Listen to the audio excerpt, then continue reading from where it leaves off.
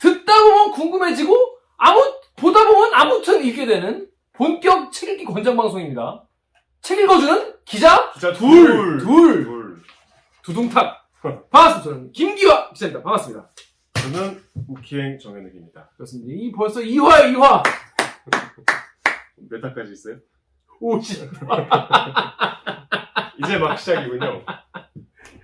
갈 길이 멀다. 50화다. 50화다. 아직 시작도 안 했다. 시작도 안 했다. 여러분, 요건 지금 어제에 비해서 지난화에 비해서 뭐 발전한 게 느껴지십니까? 소리가 좀 잘 들리나요? 잘 들리나요? 역시 이 마이크가 없으니까 지난주에 울린다는 말씀이 많아가지고 저희가 마이크를 준비하긴 했는데 두 번째 이 마이크 스탠드 살 돈은 없어가지고 마이크가 상당히 커요. 네, 마이크 그러니까 커서 이렇게 달고 해야 되는데. 이거 원래 이렇게 달았는데 되게 무거워요. 이거 되게 무거워서 이거는 저희가 그 스탠드를 좀 구할 때까지는 정혁 기자님 이렇게 잘 들어가고 있는 걸로. 아니 뭐 방송국에 굴러다니는 스탠드 하나 없습니까? 물론 다 쓸 때가 있더라. 우리에게는 하나의 스탠드도 더 용납하지 않더라. 여기 좀 스튜디오처럼 보이지만 저희 핸드폰을 찍고 있어요. 그렇습니다. 제 김기화 기자의 카메라 이렇게 핸드폰으로 많은데. 찍고 있습니다. 이게 더 나아요. 속 편하고 속 편해 이게. 네. 속 편하게 찍는 방송 같은 마이크가 생겼다. 다음 주에는 또 뭐가 추가될지.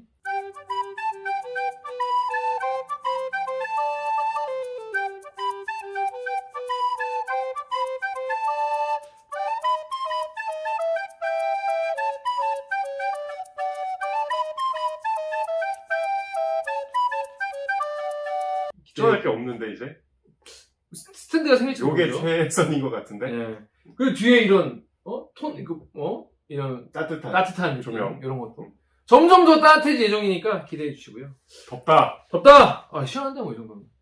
자, 지난주 수인 삼촌 편에서 어떻게 반응이 좀 어땠던 것 같아요? 저는 생각보다는 많은 분들이 댓글도 달아주시고. 근데 저는 최초 공개를 봤거든요. 어. 와 재미없다. 지루하다. 라고 좀 걱정을 했는데 예. 그래도 반응들이 나쁘지 네. 않아서 다행이에요. 왜냐면 또 우리 애정이 있으니까. 아니 왜냐면 우리가 수인삼촌 얘기를 너무 많이 했잖아. 우리끼리도 많이 하고. 그죠. 그래서 제 스스로는 약간 내 저기 또 했네. 한 얘기 또 지금 이 얘기도 또 했어. 또 한 얘기를 자세히 하고 있네. 그러니까. 너무 조마조마한 거야. 네. 다른 분들은 어떻게 느끼셨는지 저희가 댓글 반응 한번 살펴보도록 하겠습니다. 먼저 윈터 북스토어님, 겨울 서점님이죠. 이 원조 북튜버님. 유명한 분이. 그렇죠. 유명한 분이죠. 겨울 서점님께서 화이팅! 오래오래 만들어주세요라고 해주셨습니다. 근데 이름이 좋네요. 겨울 서점. 그렇습니다. 네. 그래서 이제 지금은 여름이기 때문에 네. 저희가 좀 잘 해보도록 하겠습니다. 여름은 우리 거다. 여름에 우리가 이 뭔 개소리야! 여름은 뭐다? 브레이브걸스와 한번 책 읽어주는 기자들이다. 본인이 이름을 모르면 어떡해! 책 읽기다. 자, 다음 댓글 읽어주시죠. JNC님인가요? 책들은 많고 시간 한정돼 있어서 뭘 읽을지 고르는 것도 일이었는데, 그죠? 맞아요. 이렇게 엄선된 책을 소개해 주시니 너무 좋네요. 특히 소설은 외국 고전만 많이 읽느라 국내 작가분들을 잘 몰랐는데 이 기획이 더 반갑습니다. 대들기 기자님들 특유의 유쾌한 분위기도 좋아요. 오래오래 해주세요. 저 같은 경우에도 그래요. 이게 뭔가 국내 작가를 제가 그러니까 물론 내가 외국 작가를 많이 하는 건 아닙니다. 아직 저는 이제 여기서는 책을 많이 안 읽는 역할이에요. 실제로 그렇지 않지만 실제로는 책을 진짜 많이 읽는 책벌레지만 거의 하버드의 공부벌레 수준인데 책벌레지만 여기서 내가 캐릭터로 책을 설정이다. 그래서 외국 그 작가를 더 많이 하는 건 아니지만은 국내 작가는 더 몰랐는데 저도 이번 기회로 진짜 국내 작가님들 최소 50분을 알게 되지 않겠습니까? 심지어 저도 그래요. 저는 50편 명단 있잖아요. 네. 모르는 작가들이 굉장히 많아요. 정혁 기자는 책 진짜 많이 보거든요. 실제로 이분 진짜 많이 보는데 그런데도 처음 보는 분이 많더라. 그래서 아무튼 교양에 도움이 된다 이런 말씀이에요. 블루 드리머님 무슨 책인지 자막 좀 걸어주세요. 중간에 들어와서 뭔가 했어요. 수인 삼촌님 거 추측해서 알았다. 그래서 앞으로도 이 시간에 오픈하실 건가요? 옥 기자님과 오기나 PD의 1회 평을 듣고 싶습니다. 근데 이 옥 기자와 오기나 PD는 이런 거 잘 안 봅니다. 자기 방송도 안 봐요? 자기 방송도 안 봐요. 오기나 PD는 디렉팅 할 때 빼고는 자기 방송도 안 봐요. 근데 좀 너무 편집을 하나도 안 하신 거 아니에요? 이번에도 그럴 생각인데 이게 여러 가지 이유가 있어요. 있는 그대로 거의 날것의 느낌을 보여드리는 것도 있고 다 뭐 난 필요한 얘기인 것 같던데. 뭐 편집이라고 하면 이제 저의 좀 부적절한 발언과 부적절한 발언을 짜라. 부동탁 뭐 그런 거 넣는 정도. 네. 이번에는 무슨 편인지 무슨 책에 대한 건지 또 무슨 이야기를 진행하고 있는지 한 줄씩 넣어서 뭐 진행을 하도록 하겠습니다. 그리고 오픈 같은 경우는 저희가 원래 이걸 라이브로 할까 몇 시에 올릴까 되게 고민을 많이 했는데 그때그때마다 사정이 달라져가지고 이거를 좀 저희가 좀 조정 중이라는 거. 구독자분들의 시간을 무시하거나 그래서가 아니라는 거 양해 말씀을 드리겠습니다. 사실 좀 이 시간대가 비수기죠. 비수기죠. 오전에 책 방송을 하다니. 그렇습니다. 자, 다음 댓글 다음 이제 현경 작가님 그 인터뷰 좋았다는 얘기도 많았는데 정영혁 작가의 다음 댓글. 코펜하겐님이 짐의 무게감? 그러니까 우리가 평소에는 맨날 빡센 아이템을 하니까 짐의 그러니까 짐이 아니라 짐 약간은 내려놓은 기자님들 그렇게 하려고 합니다. 너무 좋네요. 고구마도 없고 이 기획 양팔벌려 대판형이요. 마지막 작가님 인터뷰 영상도 너무 좋네요. 다음 댓글도. 라플레이시아님이 두 분의 대화가 흥미롭고 재밌으면서도 내용은 유익하고 마지막 인터뷰에서는 글썽했어요. 희로애락이 다 있다.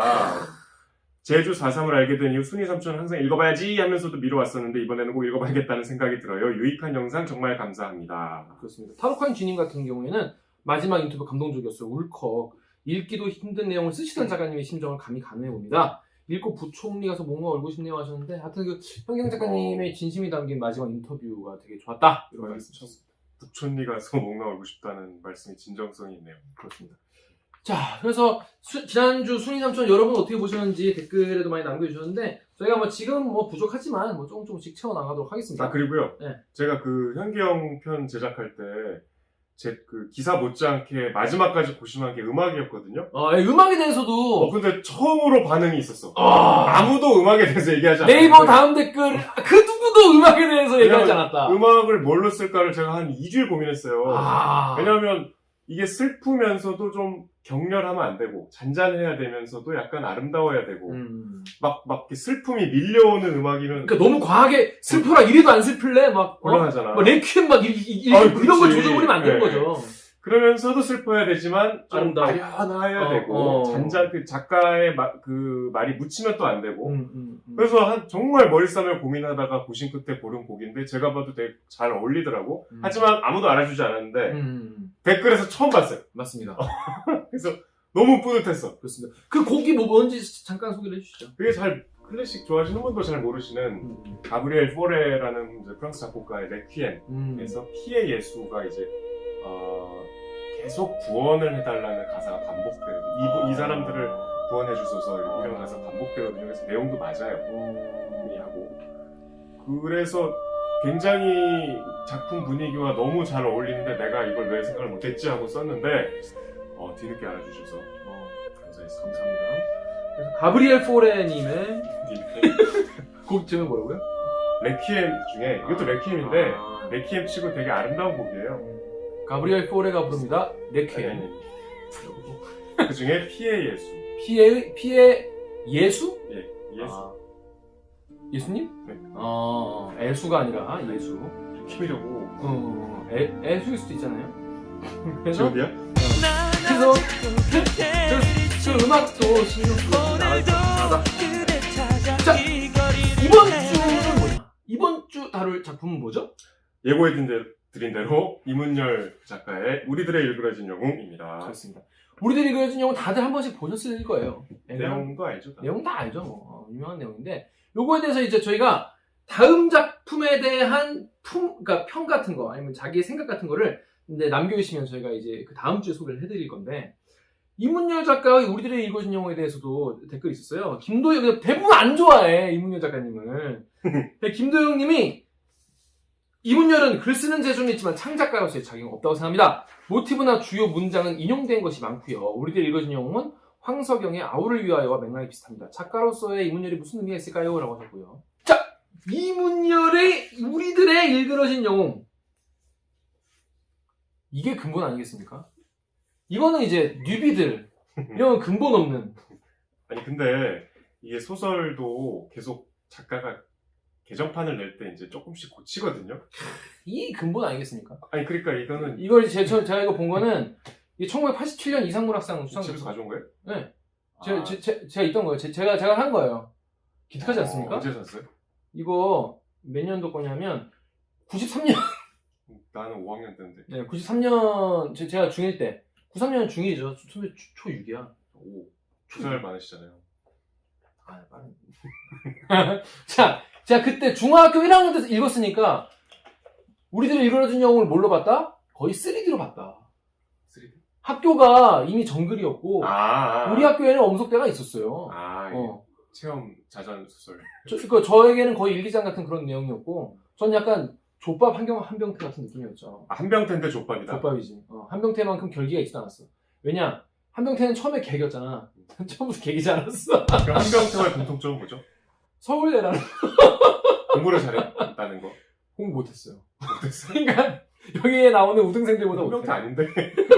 그래서 라이터 뺏긴 친구인데? 여기 보면 맞아 라이터.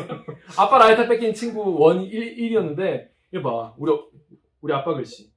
아, 왜 이렇게까지 하시는 거지?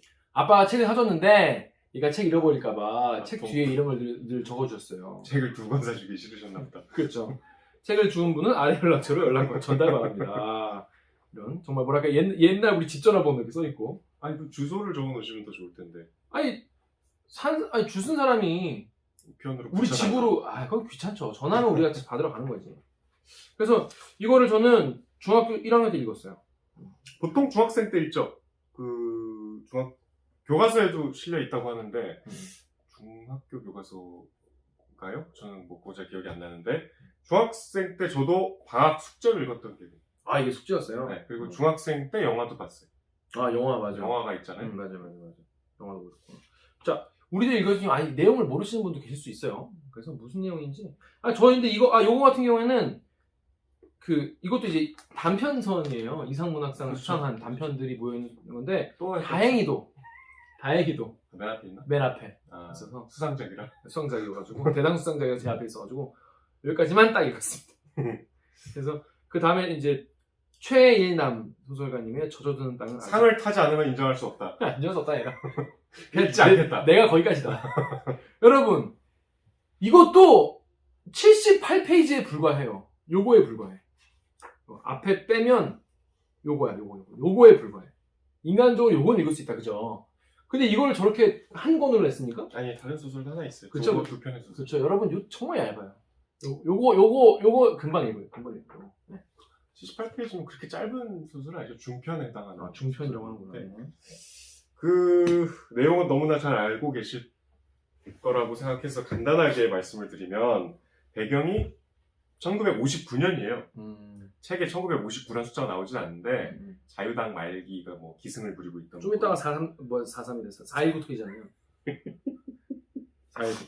너무 무식한 말을 아니 4.19 토이잖아. 4.3 터지. 아니 그러니까 많이 끌어서 그 59년이란 말은 없지만 작가가 저한테 얘기했어. 59년이래요. 오피셜이야. 오피셜이에요. 59년에 시골의 한 학교인데 음. 한병태라는 서울 아이가 전학을 오죠. 음. 아마 아버님이 공무원인데 좀 좌천을 맞아요. 당하신 모양이에요. 전학을 와서 이제 안 그래도 시골이라 짜증나는데 자기가 다니던 서울의 학교에 비해서 너무 모든 것이 후지다.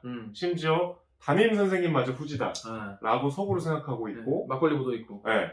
그리고 보통은 자기를 이제 전학생이니까 소개해줄 때 좀 뭔가 띄워줄 줄 알았는데 그쵸. 나의 빛나는 수상 경력과 성적을 띄워줄 줄 알았는데 한마디도 없이 저기 가서 앉아라. 그러니까 막 이게 온갖 스트레스를 받고 있는데 갑자기 저쪽에서 키 큰 애가 한병태라 그랬지 여기로 와봐. 어이가 없지. 근데 처음엔 안 가죠. 급장이라고 해서 이제 당시에 반장인데 반장도 친구잖아요. 근데 갑자기 선생님처럼 일로 와봐. 그러니까 이제 애가 안 그래도 열받아 했는데 일로 와보라 그러니까 이런 이씨 하고 이제 대들죠. 그랬더니 갑자기 그 급장이 아니라 웬 두 놈이 와서 야 급장이 부르면 와야 될 거 아니야.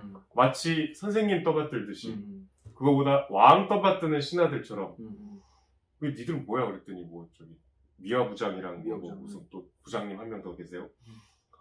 그래서 이제 그때부터 당혹스러운 이제 일이 연속이 돼요.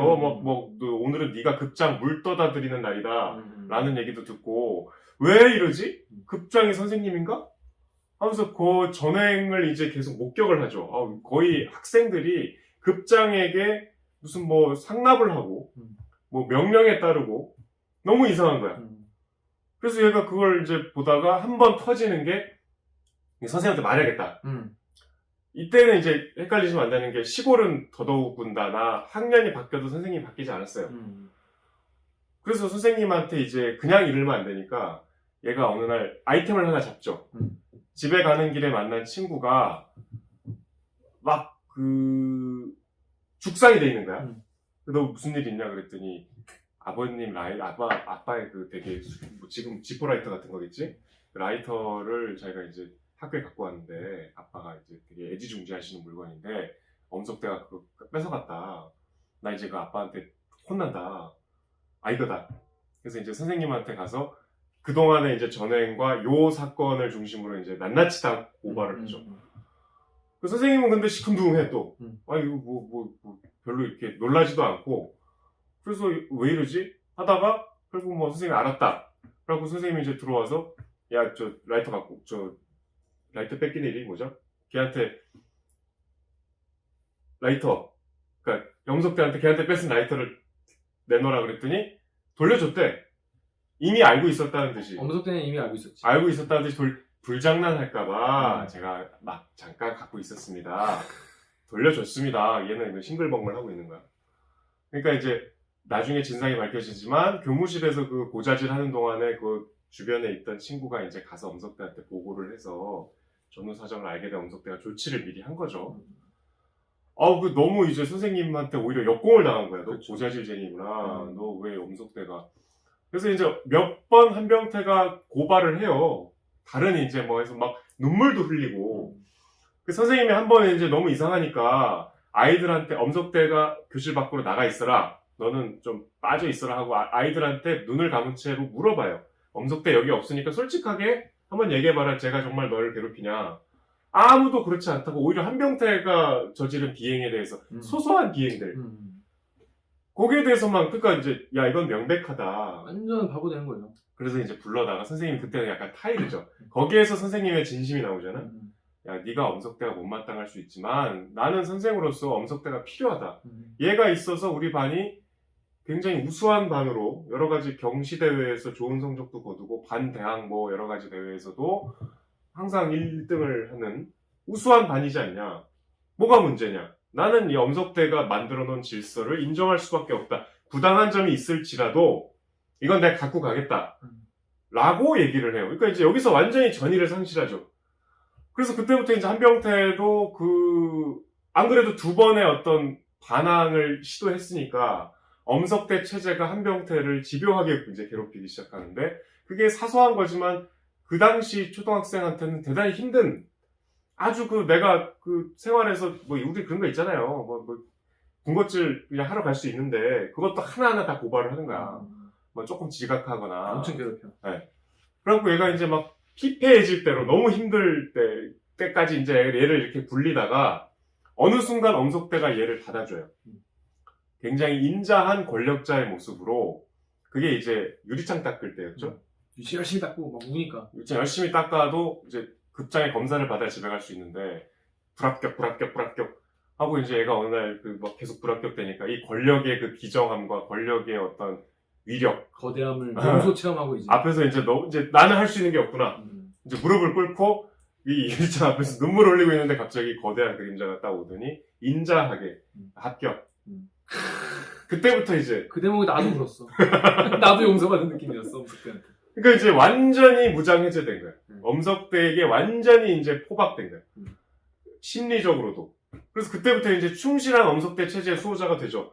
그러니까 갑자기 그때부터 나에게 적대적이던 모든 반아이들이 갑자기 나한테 잘해주기 시작하고 뭔가 나를 엄석대의 라인에 엘리트로 대접을 하기 시작하죠. 너무 달콤하잖아. 난 엄석대한테만 수그리면 그러니까 1인지야 만인지 이상이 되는 거지. 그러다가 이제 엄청난 충격적인 외부에서 담임 선생님이 이제 6학년으로 올라오면서 새로 오세요. 합격. 젊은 선생님이 이제 새로 오시는데 이 뭐 소설의 맥락상 나이는 안 나오지만 뭐 20대 정도로 보이는데 이 선생님이 이제 엄석대의 비행을 이상하게 생각하기 시작해. 앞에 그 선생님 같은 시각이 아니고 이 사람은 이제 철저하게 외부에서 딱 이제 와서 보니까 뭔가 이상한 거야. 엄석대가 일단 공부를 수업 시간에 이렇게 뭐 예를 들면 우리 산수 시간에 나와서 풀어봐 이런 거 많잖아요. 그때에 비해서 성적이 너무 좋은 거야. 그래서 이제 시험 때 결정적인 증거를 이 선생님이 잡죠. 이거 엄석대가 푼 게 아니구나. 이게 이제 나중에 그 소설에 거의 뭐 저 중간 후반부에 나오지만 각 과목당 그 잘하는 애들이 이름을 엄석대로 바꿔서 내잖아요. 그걸 이제 이 선생님이 발견하고 엄석대를 물리적으로 이제 체벌을 하죠. 조져버리죠. 아주 무섭게 애들이 보는 앞에서 음. 그 반의 절대 권력자였던 엄석대가 아주 초라하게 벌을 받죠. 그리고 이제 그 균열이 생기면서 아이들이 점점 용기를, 왜냐면 엄석대보다 강한 사람이 나와서 엄석대를 제압하고 얘가 뭘 잘못했는지 얘기해라. 그러니까 갑자기 애들이 180도 바뀌어갖고 한 사람씩 그동안 엄석대한테 당했던 일을 얘기하죠. 근데 우리의 양심적인 지식인 한병태는 이제 내가 차마 저렇게까지는 못하겠다. 왜냐면 나는 저 밑에서 꿀 빨았으니까. 그래서 자기 차례가 되니까 그냥 침묵을 지켜요. 그래서 애들이 막 야유하고 조롱하고 너 왜 가만히 있냐, 너도 많이 당하지 않았냐, 얘 눈에는 애들이 이상한 거야. 그러다가 이제 엄석대가 잘해봐 이 개새끼들하고 이제 나가버리죠. 그들이 이제 엄석대를 볼 수 없다가 세월이 흘러서 어른이 됐을 때 엄석대가 아주 그 기차역에서 이제 한병태가 어른이 돼서 가족들과 이제 피서를 갔는데, 강릉인가요? 거기 이제 엄석대가 막 엄석대로 보이는 누군가 불량한 사람이 경찰에 연행되는 걸 보면서 잊고 있던 엄석대, 내가 잊고 있었지만 잊고 있지 않았구나 하면서 밤에 엄석대를 떠올리며 눈물을 흘리는 장면으로 소설이 끝이 납니다. 그렇습니다. 역시 뭐 잠깐 녹화 잘 되고 있나요? 확인해 주세요. 그렇습니다. 여러분 다 아는 내용이지만 또 들으니까 또 새로우실 수도 있어요. 일단 이 작품 어땠습니까? 처음 다 읽었을 때 느낌. 중학생 때 처음 읽었잖아요, 우리 네. 둘 다. 네. 일단 너무 재밌잖아. 재밌어. 중학생이 봐도 너무 재밌고 이해가 쉽고 그리고 뭘 말하려고 하는지 알겠다 라는 생각이 들 정도로 그 우화잖아 이게 일종의. 그렇죠. 우화의 구조가 되게 간결하고 주제의식이 뚜렷하다. 굉장히 메시지가 분명해서 중딩 때 그렇게 생각했다고? 중학교 때도 이게 주제의식이 뭔가 권력 비판 이거는 알겠잖아. 그러니까 되게 일단 재밌었어요. 다른 걸 다 떠나서. 저는 개인적으로 3D로 봤기 때문에 우리 반에 누구를 자꾸 떠올리면서 우리 반에 이제 엄석대는 여기서 시스템을 장악하잖아요. 그렇지. 얘는 그냥 일진이 아니라 시스템을 장악한 그런 그 왕이요, 왕. 그러니까 권력의 속성을 아주 무섭게 알고 있는. 무섭게 알고 있는, 그리고 그거를 잘 권력자죠. 이용해오는 그런 권력자인데, 그 정도는 아니고, 그냥 싸움 좀 잘하는 애들, 일진들이 말하는 행태나, 막 그런 거 보면서, 이런 거 있잖아요. 처음으로 이제 개길 때, 한병태가 묻더라고 할 때, 나는 아무래도 그 심부름만을 할 수가 없어서 잠깐 멈칫거리고 있었는데, 문득 좋은 생각이 떠올랐다. 그러니까 엄석대 물을 누군가가 돌아가면서 떠와야 돼. 그랬더니 좋아. 그럼 먼저 담임 선생님한테 물어보고 떠주지. 급장이면 한반 아이라도 물을 떠다 받쳐야 하는지 말이야 라고 말하고 성큼성큼 걸었다는 거예요. 그러니까 이게 엿을 먹이는 거죠. 선생님한테 얘기해볼게. 물어볼게. 여러분 이게 직장에서도 잘 통합니다. 이게 팀장이 개 같은 거 시키면은 부장한테 그렇게 하면 되는지 물어볼게요 이렇게 얘기하면 야 내가 할게 이런 경우 있어요.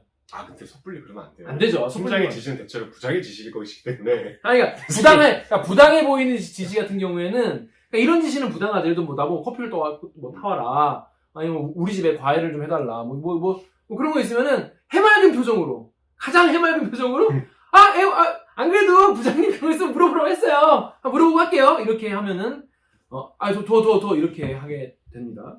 근데 이제 그게 물론 뭐 거기에도 이제 대가가 따르겠죠. 여기 엄석대도 그렇게 한 것처럼. 하지만 대가가 따르는데 저는 중딩 때 이 대목이 좀 약간 왜 난 그렇게 말 못했지? 그런 거잖아.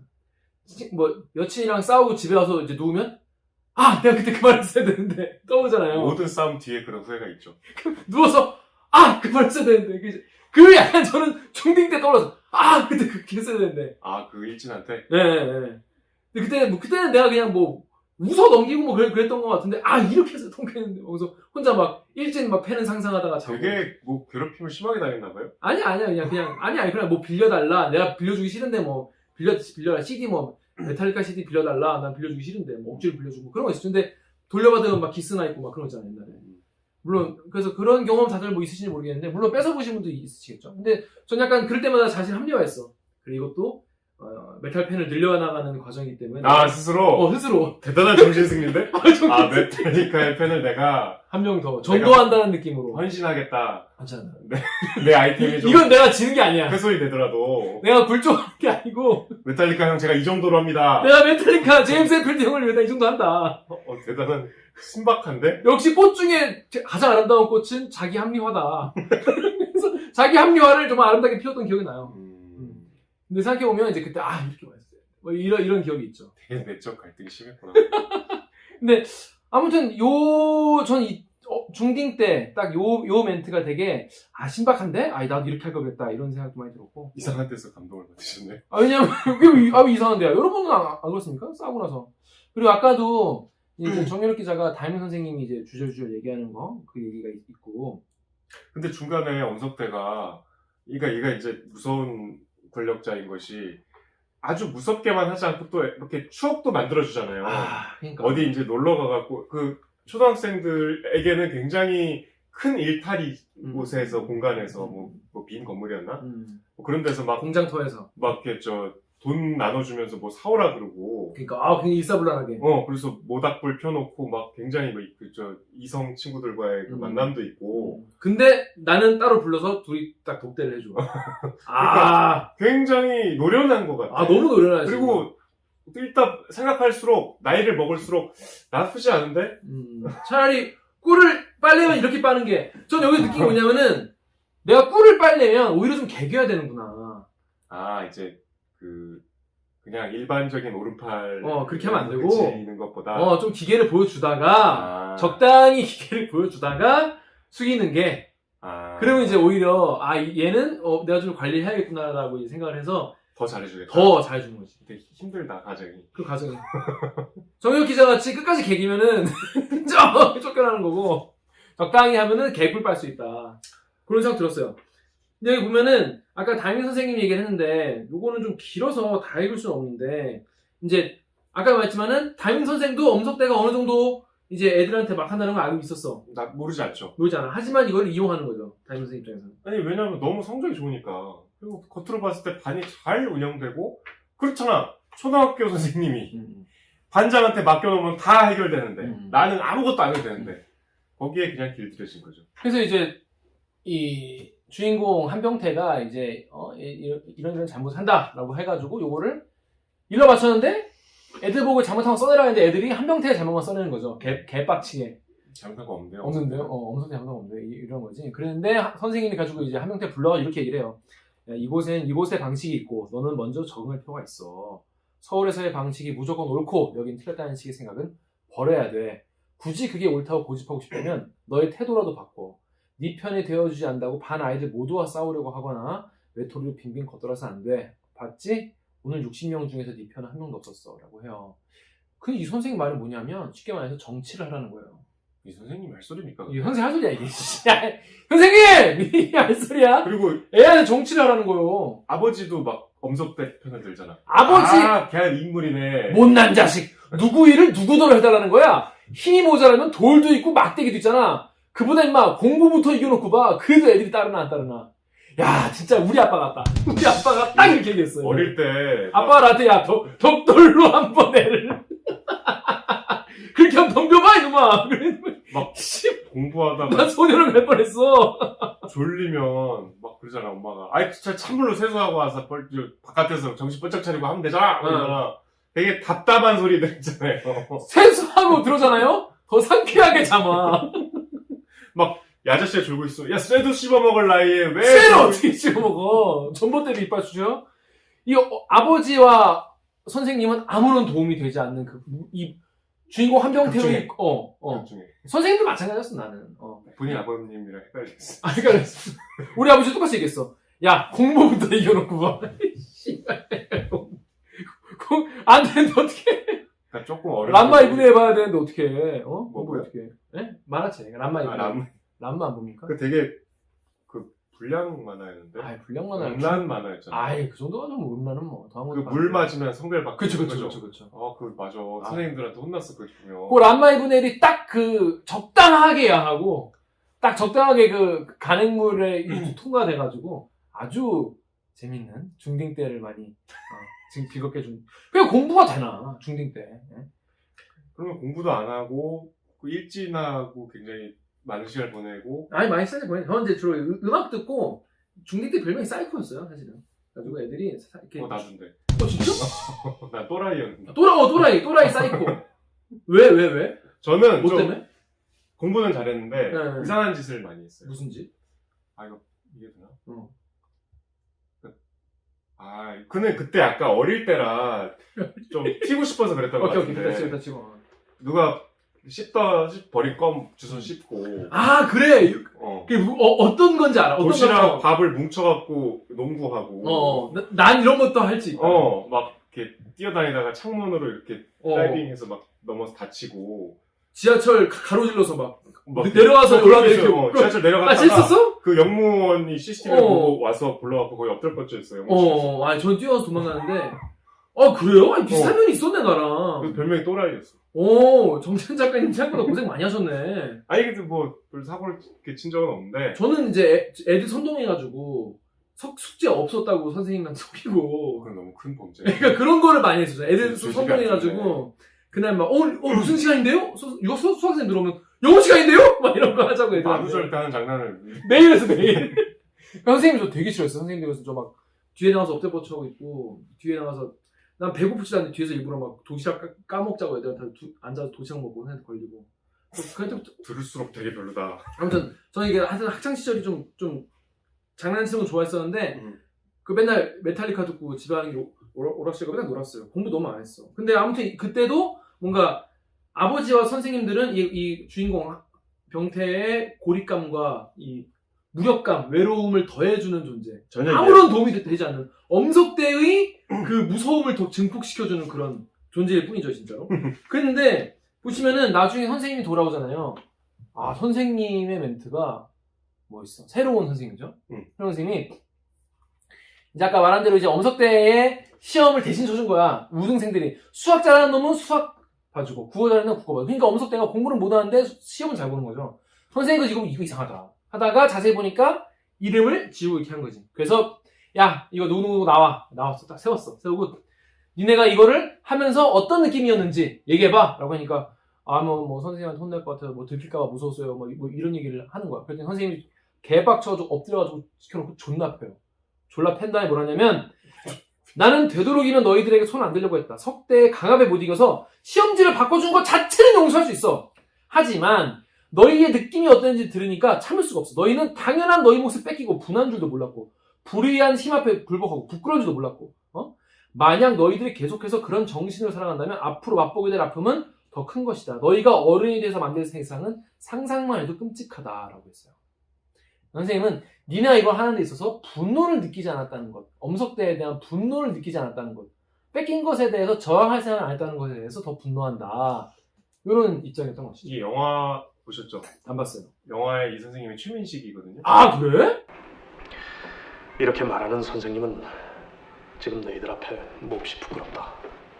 최민식 젊을 때 야, 너무 강렬해 그 이미지가. 개무섭게 엄석대 당연히 이 대사를 최민식이 막 일가를 하는데 그 이미지가 너무 강렬해서 이 책을 읽으면 항상 최민식 떠올라. 나는 안 봐서 나는 우리 예전에 이제 제가 중동고 나왔는데 거기도 이제 서장혁 선생님이라고 되게 젊고 잘생긴 사연 선생님이 왔거든요. 일반 사연 선생님이. 되게 자유롭게 얘기해주고 이런 얘기 많이 해줘가지고 약간 전 그 선생님 이미지를 약간 떠올렸는데 하얗고 되게 잘생긴. 전에 담임 선생님은 신구 선생님이고. 야 너희들 엄석대가 몇 달 해도 너는 여기에만 적응해야 해. 그 신구 선생님 말고는 다 이제 애들이잖아요. 그래갖고 그 홍경인이 연기했던 엄석대가 실제로 그 영화 내내 되게 큰 어른 같았어. 막 인상도 어둡고 되게 마피아 보스 같았는데 갑자기 최민식이 등장하는 순간 애기 같더라고. 이 사람의 키가 몇으로 보이는가에 대한 책이 있어. 논문이 있어. 그냥 주관적인 거다? 네. 뭐냐면 똑같은 사람을 교수님이다라고 소개를 하고 들어보낸 다음에 얘기를 하고 들어왔을 때 애들한테 키가 몇인 것 같냐고 적어내라고 해요. 그러면은 한 180 이렇게 적어내는데 간 사람이 조교라고 하고 들여보낸 다음에 대학교에서 키가 몇이냐면 170 초반이라고 적어내는 거지. 그러니까 사람이 그 사람의 어떤 권위나 힘 같은 거를 인식을 하면은 덩치가 더 커 보인다는 거예요, 실제로. 그럴 수 사람들에게. 있죠. 심리적으로. 그것에 대한 연구 결과가 많이 있어요. 근데 엄석대도 이때도 아마 여기 책에도 나오지만은 선생님이 엄석대를 졸라 조진 다음에 교탁 위에 올라서 엎드려가 무릎 꿇고 손들라고 하거든요. 그때 너무 작아 보인다는 거지.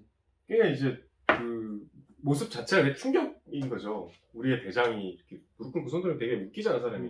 이게 내가 힘든 그 효과보다 내가 약간 우스꽝스러워지는 그 시각적인 효과가 더 크잖아요. 그리고 그 영화에서 그게 너무 적나라하게 드러나. 그리고 아, 영화 봐야겠네. 나는 무서웠던 엄석대가 음. 그 엎드려 뻗쳐서 막 때리거든? 근데 너무 아파갖고 잘못했습니다. 이래. 갑자기. 최민식 같은 맞는데 메소드 연기 했을 거 아니야. 잘못했습니다, 선생님. 실제로 아프게 안 봤을 것 같아. 처음에 왜 그러세요? 막 이러다가 어. 시험지를 보여줘. 이거 너 네 입으로 얘기해. 이거 말해. 막 계속 때려. 나중에는 너무 아파서 이렇게 굴복을 하거든. 그게 되게 합당해 보였다. 그럴만하다. 그럴만하다. 최민식이 영화를 안 보셨군요. 영화 안 봤어요. 영화 그 영상 자료원 유튜브 가면 공짜로 볼 수 있습니다. 아, 그래요? 여러분도 가서 보세요. 최민식 배우님의 이 젊은 시절. 젊은 시절이에요. 오. 완전히 진짜 새파랗게 젊어요. 저는 이걸 보면서 또 느꼈던 게 뭐냐면 이 반 애들이 너무 밉더라고. 정말 보면서 약간 그 명대사 있죠. 저 새끼 나쁜 새끼예요. 저 새끼 술 나쁜 새끼예요. 저 자식이 돈 내기로 닭싸움. 그거 어디 나온 대사지? 그 이제 마지막에 한 사람씩 얘기할 때. 아, 그게 여기 나온 대사예요? 그 이제 영화에도 그 장면이 나오거든요. 근데 어. 그 반에 제일 조그만 애가 제일 그 괴롭힘을 많이 당하는 소위 얘기하는 죄송한 얘기 족밥. 갑자기 제일 그 목소리를 높여서 고발. 저 새끼 나쁜 새끼예요. 그게 굉장히 명대사였어요. 아, 그러네. 이게 뭐냐면은 선생님이 에헤이 도움을 주지 못한. 녹화 잘 되고 있나요? 되고 있어요. 그래서 이 보면은 담임 선생님이 엄석대를 이제 조신 다음에 니네한테 이제 누가 일단 아까 그 누가 시켰냐 응? 하니까 이미 이제 엄석대는 이제 개 처맞은 뒤죠. 이제 걸레가 돼가지고 애가 이제 완전히 지지 짜고 있으니까 누구와 시험 점수 바꾼 거야? 좋게 부를 때 바로 될래? 맞고 입을 열래? 이렇게 얘기를 해요. 얼마나 무섭냐. 최민식인데 생각해보면. 근데 중학생도 아니고 초등학생이잖아. 초등학생이잖아. 근데 난 초등학교 때 선생님이 그렇게 따귀를 때렸다. 그렇죠. 우리 손으로 소뚜껑한 손으로 애를 따귀를 이렇게 딱 되게 정갈하게 때렸어. 이렇게 막 감정에 때리는 게 아니라 딱 세워놓고 때리고. 저 고등학생 때까지 여학생도 이렇게 발로 막 차고 그랬어요. 예. 그 저는 김기환은 정말 그랬거든요. 이렇게 맞고 나서 이렇게 막 애들만 보이게 막 이런 표정이지. 진짜 꼴보기 그러니까 맞고 나서는 이렇게 맞고 나서 이러고 있잖아요. 너무 선생님 입장에서 진짜. 선생님은 빡 때렸는데 이러고 애들과 그냥 이렇게 보고 애들이 막 웃잖아. 난 그게 더 재밌는 거야. 나도 다시 나와. 이러면서 들어가. 이러면서 들어가면 애들이 막 웃어. 그럼 야 김기환, 야 나와 이 새끼야. 우리 때는 그 운동장에서 조회했잖아. 네. 그럴 때는 장난 안 쳤어요? 안 혼났어요? 운동장에서 운동장에서 선생님 교장 선생님이 꼭 이런 사람 부르거든. 뭐 롤링스톤스 하면 뒤에서 발음 부리다고 하에 나와. 그러잖아. 저 그런 거 되게 많이 했어. 한마디 얹어서 선생님 바보 만드는 거 너무 좋아해가지고 정말 선생님들 징상하면 사실 본인도 참 직장인이었을 텐데 얼마나 이때 얄밉겠어. 왜 알겠어. 아무튼 당시 선생님들께 제가 집단적으로 총체적으로 사과를 드리겠습니다. 일단 사과 먼저 받고 가고요. 다 은퇴하셨을 텐데. 그렇죠. 근데 여기서 담임 선생님이 딱 물어봤어요. 누가 시켰냐라고 하니까 그때껏 초점을 잃고 반쯤 감겨있던 석대의 눈이 번쩍 치켜 떠지며 갑자기 무서운 빛이 뿜었다. 그 마지막 가는 게 예술로 가는 거지. 가기 전에 그래도 마지막 광위를 딱 뜨는 거죠. 그래서 들고 있던 팔의 무게로 지쳐있던 그의 어깨도 어느새 꿋꿋하게 세워져 있었다. 그걸 본 아이들은 움찔했다. 그러나 대세는 기울어진 뒤였다. 아이들은 석대가 이미 약한 걸 보았고 서슴없이 강한 담임 선생님을 택했다. 엄석대입니다. 그래서 계속 읽는데 한 번 1번씩 돌아가면서 얘기를 하다 보니까 애들이 처음에는 마지못해 선생님만 쳐다보고 뭐 밝히다가 뒤로 갈수록 목소리가 커지면서 눈을 번쩍이며 쏘아보는 석대를 향해 말하기 시작했다. 나중에는 임마 새끼 같은 감히 입 끝에 올려보지 못한 엄청난 욕을 섞어서 선생님에게 고발하기보다는 석대에게 바로 퍼댔다라는 거예요. 가수. 이걸 보면서 약간 이 소설을 보면 정말 이 반 애들이 진짜 비겁하고 저열하고 나쁜 놈들이야. 보면 정말. 그래가지고 주인공은 한병태는 나는 잘 모른다. 그러니까 그나마 좀 상식적인 대처는 보이죠. 여기선 그렇게 나오죠.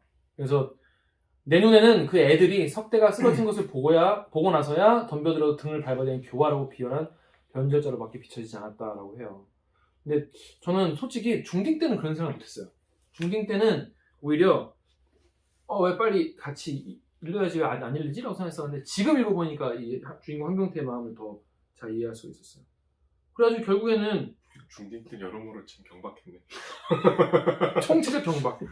그래서 결국에는 얘는 무효표 던지듯이 뭔가 허무주의, 정치 허무주의 같은 어차피 이 새끼들한테는 희망이 없다. 그런 거였죠. 그런 주인공의 이해가 나와요. 자, 스토리 얘기는 여기까지 하죠. 근데 최근에 다시 읽었거든요. 근데 다시 읽으니까 나의 폐부를 깊숙이 찌르는 뭐 어떤 점에서? 제가 올해 나이가 41살이에요. 41살의 미혼인데 이런 게 있어요. 이분이 주인공이 대기업을 다니다가 뭔지 알 거야. 나오니까 기껏해야 내부 연한이 2년을 넘지 않은 대기업의 일회용 스모품에 지나지 않았음을 깨달았을 때는 벌써 30대도 중반으로 접어든 흡수룩한 가장이 되어 있었다.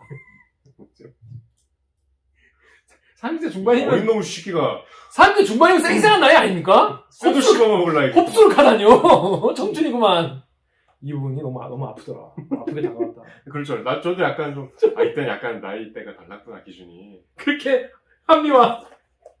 자기도 합리화하네. 아무튼 이 소설을 통틀어서 가장 아픈 부분은 거기였다. 그 얘기 할 것 같았어.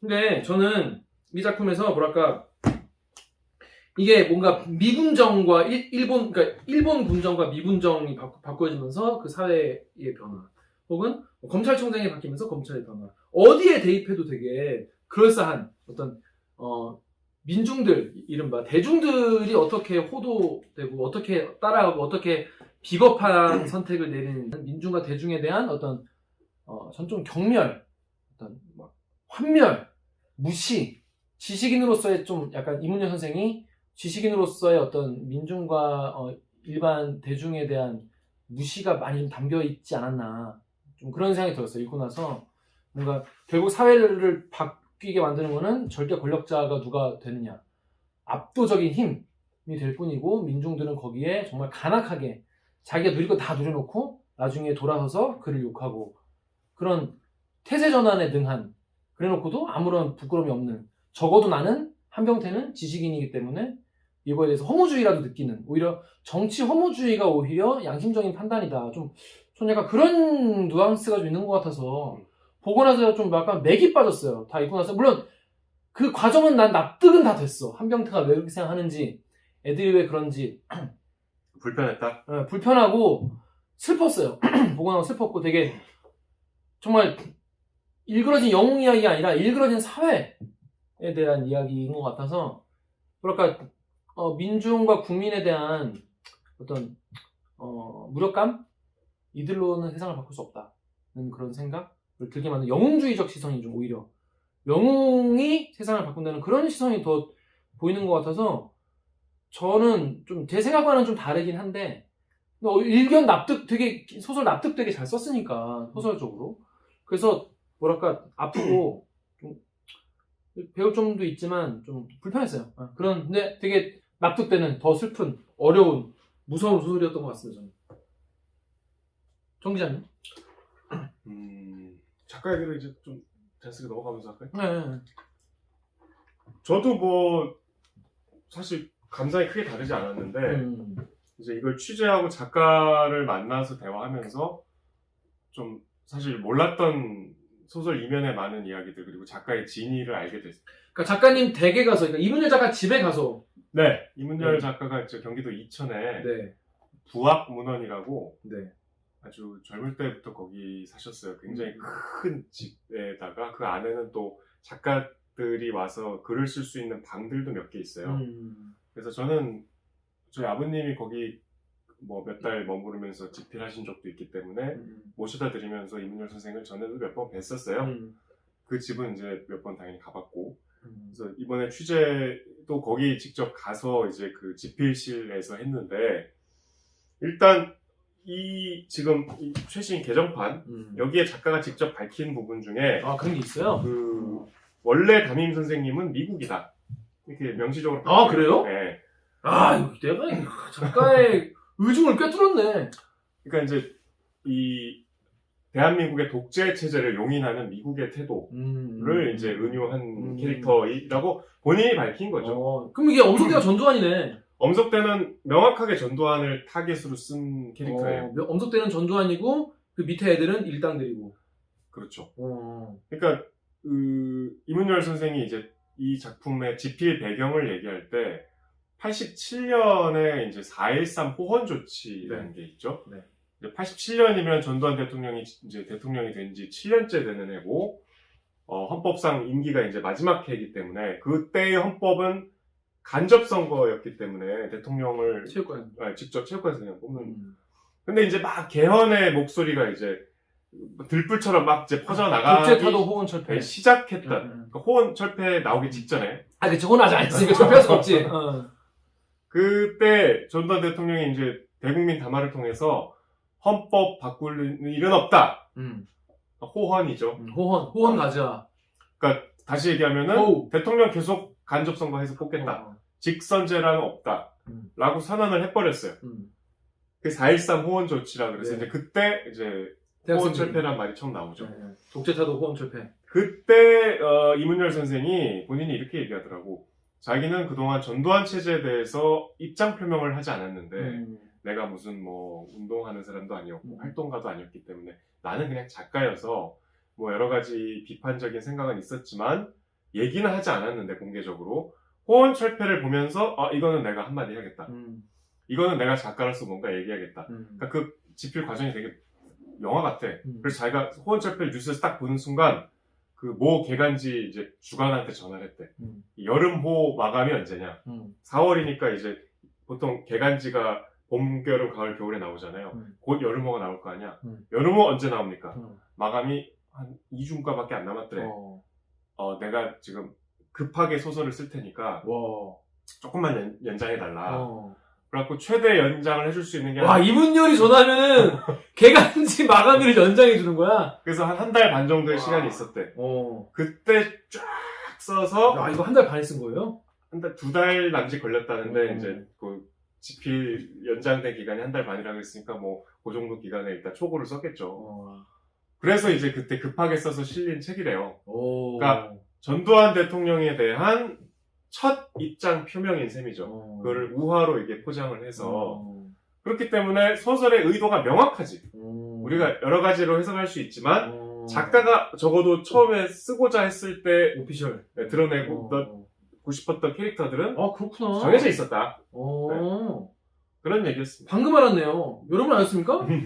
2달 만에 후루룩 쓴 거예요. 근데 어쨌든 야, 멋있지 않습니까? 짱인데? 내가 이거를 글로 뭔가 써야겠어. 전화해서 마감이 언제요? 그랬더니 마감이 언제입니다만 언제까지 조금 더 드릴 수 있습니다. 그러면 내 지면을 좀 비워두도록 하지. 그렇게 말씀 안 하셨겠지만. 알겠습니다. 그리고 쫙 써가지고 대상. 그치, 이것도 이상문학상까지 받은 작품이 됐죠. 역시 뭐 여러 가지 논란이 있지만 하여튼 글빨 하나는 정말 기깔 나는 분이다 그런 생각이 드네요. 아니 그 재밌어 보면 야 구성이 참. 근데 이제 다음 넘어갈게요. 네. 그 대화를 하면서 제가 이 소설에서 내가 오해를 했구나 한 대목이 있었어요. 그러니까 지금 나도 오해하고 있어요? 거기까지 오해한지 아직 모르겠는데 거기가 그 생각이 얘기가 막 미친 것 같아. 아 그래? 일단 제 얘기를. 대중에 대한 시선은 명확해요. 그리고 그 당시에 제가 좀 당혹스러울 정도로 뒤에 이문열 선생에 대해서 좀 인간적인 이야기를 뒤에 하겠지만 대중에 대한 그 냉소적인 시선이 굉장히 그 선명해요. 지금도? 그러니까 대중은 우매하다는 말씀을 하시고 히틀러의 예를 들면 히틀러가 이제 선거에 의해서 뽑힌 그렇죠. 당시에 바이마르 공화국에서 당시 정권이었으니까 독일 국민들은 뭐 그런 예를 들면서 역사 속에서 대중은 늘 그 시류에 민감했고 굉장히 그 힘의 논리에 약했다. 자기는 대중의 힘을 믿지 않는다. 뭐 대중의 힘을 막 내세우는 일부 정치인들의 선동일 뿐이다. 라고까지 말씀을 하셨어요. 그러니까 자기는 전두환이라는 독재자가 아무리 뭐 뛰어난 지략을 갖고 있거나 뭐 출중한 뭐 인물이거나 상황이 그렇다 해도 대다수의 대중이 용인하지 않으면 그 정권이 탄생할 수 없다고 생각한다. 전두환이 집권할 수 있었던 것은 대중의 어떤 그 묵인도 있었다. 라는 이야기를 하면서 대중에 대한 대단히 비판적인 회의적인 시선을 갖고 있다는 것을 직접 드러내셨어요. 그러니까 제가 약간 완곡하게 여쭤봤거든요. 대중을 너무 좀 우매하게 보신 거 아닙니까? 대중은 우매합니다.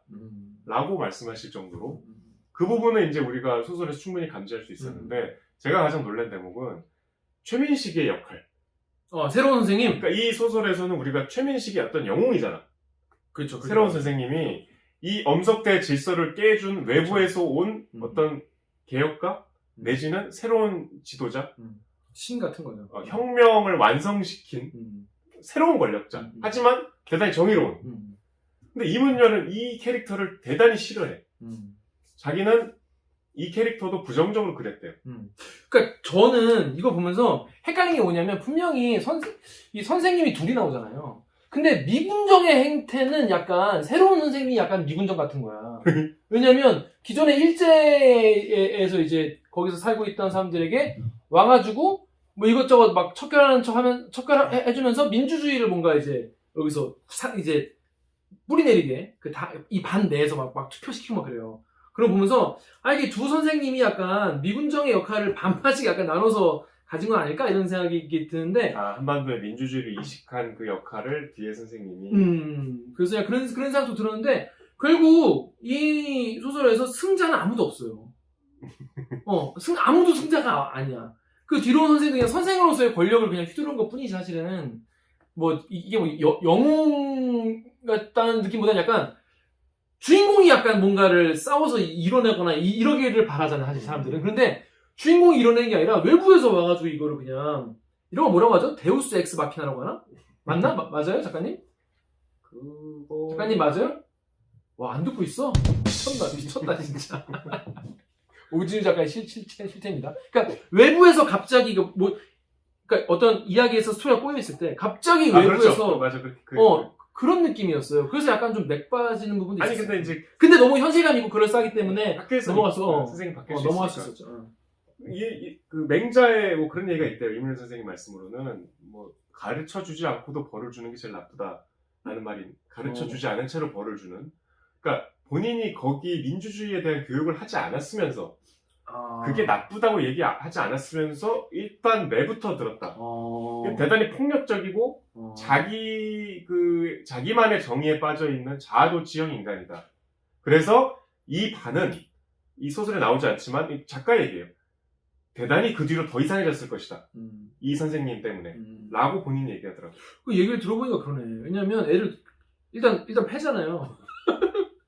패는데 설명을 해주고 패는 게 아니라 패고 나서 설명해. 패고 나서 내가 왜 맞았지 하고 있을 때 이제 우는 애들한테 너희들이 만들 세상은 상상만 해도 끔찍하다. 왜? 애들은 그런 얘기를 들어본 적이 없는데 이게 잘못됐다는 얘기를 들어본 적이 없는데 그러네? 듣고만 그러네? 그러니까 이 선생님의 어떤 정의를 독점한 입장에서는 너희들이 과거에 했던 일이 일단 벌을 받아야 된다 라고 생각했겠죠. 근데 이제 이문열 선생은 자기가 창조한 캐릭터지만 대단히 그거는 오만한. 생각해보니까 나도 되게 생각이 짧은 게 애들 팰 때랑 그냥 속시원하다 생각했어. 좀 그런 면이 있죠 실제로. 독자한테 그런 통쾌함을 줘서 잘됐다 이 새끼들 더 맞아라 이러고 있었는데 생각해보니까 내가 맞는 입장이면 억울할 것 같아. 누구도 나에게 이게 잘못이라고 얘기한 적 없는데 아니 씨 왜 일단 패고 나서 얘기해봐라. 네 얘기했더니 패고 나서 네 얘기를 듣고 더 화가 났다. 씨발 뭐야 이게. 소설 이제 자연스럽게 이제 우리가 읽으면서 얘들이 그럼 크면 어떻게 될까? 엄석대는 커서 뭐 했을까 궁금하잖아요. 그게 이제 소설의 결말과 연결이 되는데. 전 약간 사족이었던 것 같아요. 엄석대는 그냥 안 나왔어도 됐을 것 같아요. 그러니까 결말이 약간 억지스러웠어. 3개가 있었대요. 오. 직접 자기가 썼대. 여러분. 우리들의 읽어준 영웅은 결말이 3개였다. 빠밤. 그러니까 책에 나온 결말은 엄석대의 초라한 모습이잖아. 초라한 모습을 우연히 주인공이 마주쳐서 발견하는. 범죄자. 그것도 심지어 잡혀가는 그 순간에. 그리고 이건 약간 아침 드라마 같은 너무 우연을 그렇게 거물급 범죄자인 것 같지도 않잖아. 잡범으로. 보면. 아니, 난 그 구성 자체가 약간 너무 억지였던 느낌이 들었어요. 그러니까 나머지 2개의 결말 중에 하나는 제가 골라볼게요. 픽을 해볼게요. 하나는 소실됐는데 하나는 엄석대가 어떻게 됐는 이 결말은 엄석대가 수갑을 차는 거잖아요. 그죠. 근데 이제 엄석대가 잘 됐는지 못 됐는지 모호하게 끝나는 그냥 아무 결론도 없는 결말이 하나 있고 다른 결말은 여기 실려 있어요. 오. 새 책에. 근데 저는 이 결말이 오히려 영화적인 재미는 있어. 뭔데?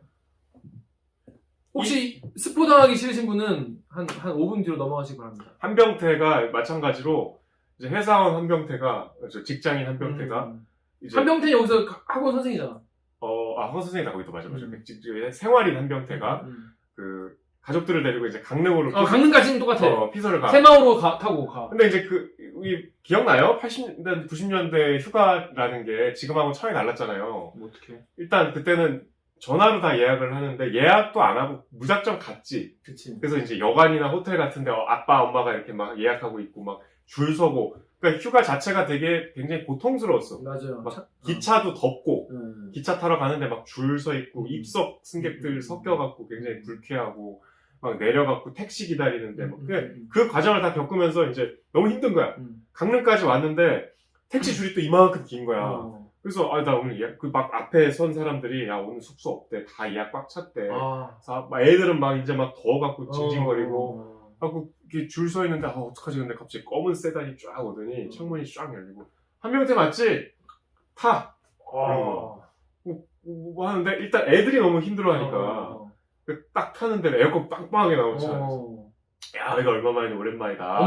엄석대야. 얘는 이제 어버버버. 그래서 강릉에서 제일 좋은 경포 비치 호텔로 가갖고 나 여기 나 예약 안 했는데 기다려봐 하고 오더니 로비에서 뭐 얘기하더니 열쇠를 하나 갖고 오더니 스위트룸을 주는 거야. 여기서 자.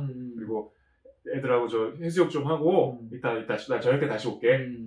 하고 이제 뭐 신났지. 애들은 막 정호 들고 뷔페 가서 막 밥 먹고 저녁 때 이제 와갖고 야 우리 술이나 한잔 하자. 제수 씨 잠깐 빌려갈게요. 뭐 이러면서 둘이 이제 강릉 시내에 어마어마하게 큰 룸사롱을 가요. 엄석대가 하는 곳인 것 같아. 거기 가갖고 이제 넓은 방에서 술을 마시면서 그윽하게 얘기를 하지. 그때 무효표다였지. 그걸 내가 잊지 못한다. 내 삶에 굉장히 중요한 신호였다. 그러면서 아주 너 뭐 하고 있니? 그러니까 그 앞에서 내가 뭐 하고 있는지 너무 초라한 거야. 나중에 서울에서 한번 보자. 오늘은 또 되게 깔끔해. 야 가족들도 있으니까 오늘은 여기까지 하고 가자. 하고 하면서 이제 끝나요. 엄석대에게 어른이 돼서도 압도되는. 난 이게 더 좋은데? 멋있잖아. 이게 엔딩이 더 그럴싸하지 않습니까? 그래서 이문재 선생님이 끝까지 고민했는데 그냥 악당은 수갑을 차야지 라는 생각으로 이렇게 했대요. 아니요 선생님 재미가 짱이야 재미가. 이게 재밌네. 그러니까 재밌죠. 이런 결말도 그러니까 결국은 엄석대의 승리로 볼 수 있지. 그렇지. 근데 오히려 그게 더 절망적이고 좋다. 요즘에 약간 이런 영화 약간 범죄와의 전쟁 같이 최민식을 찾아가는 거지 마지막에.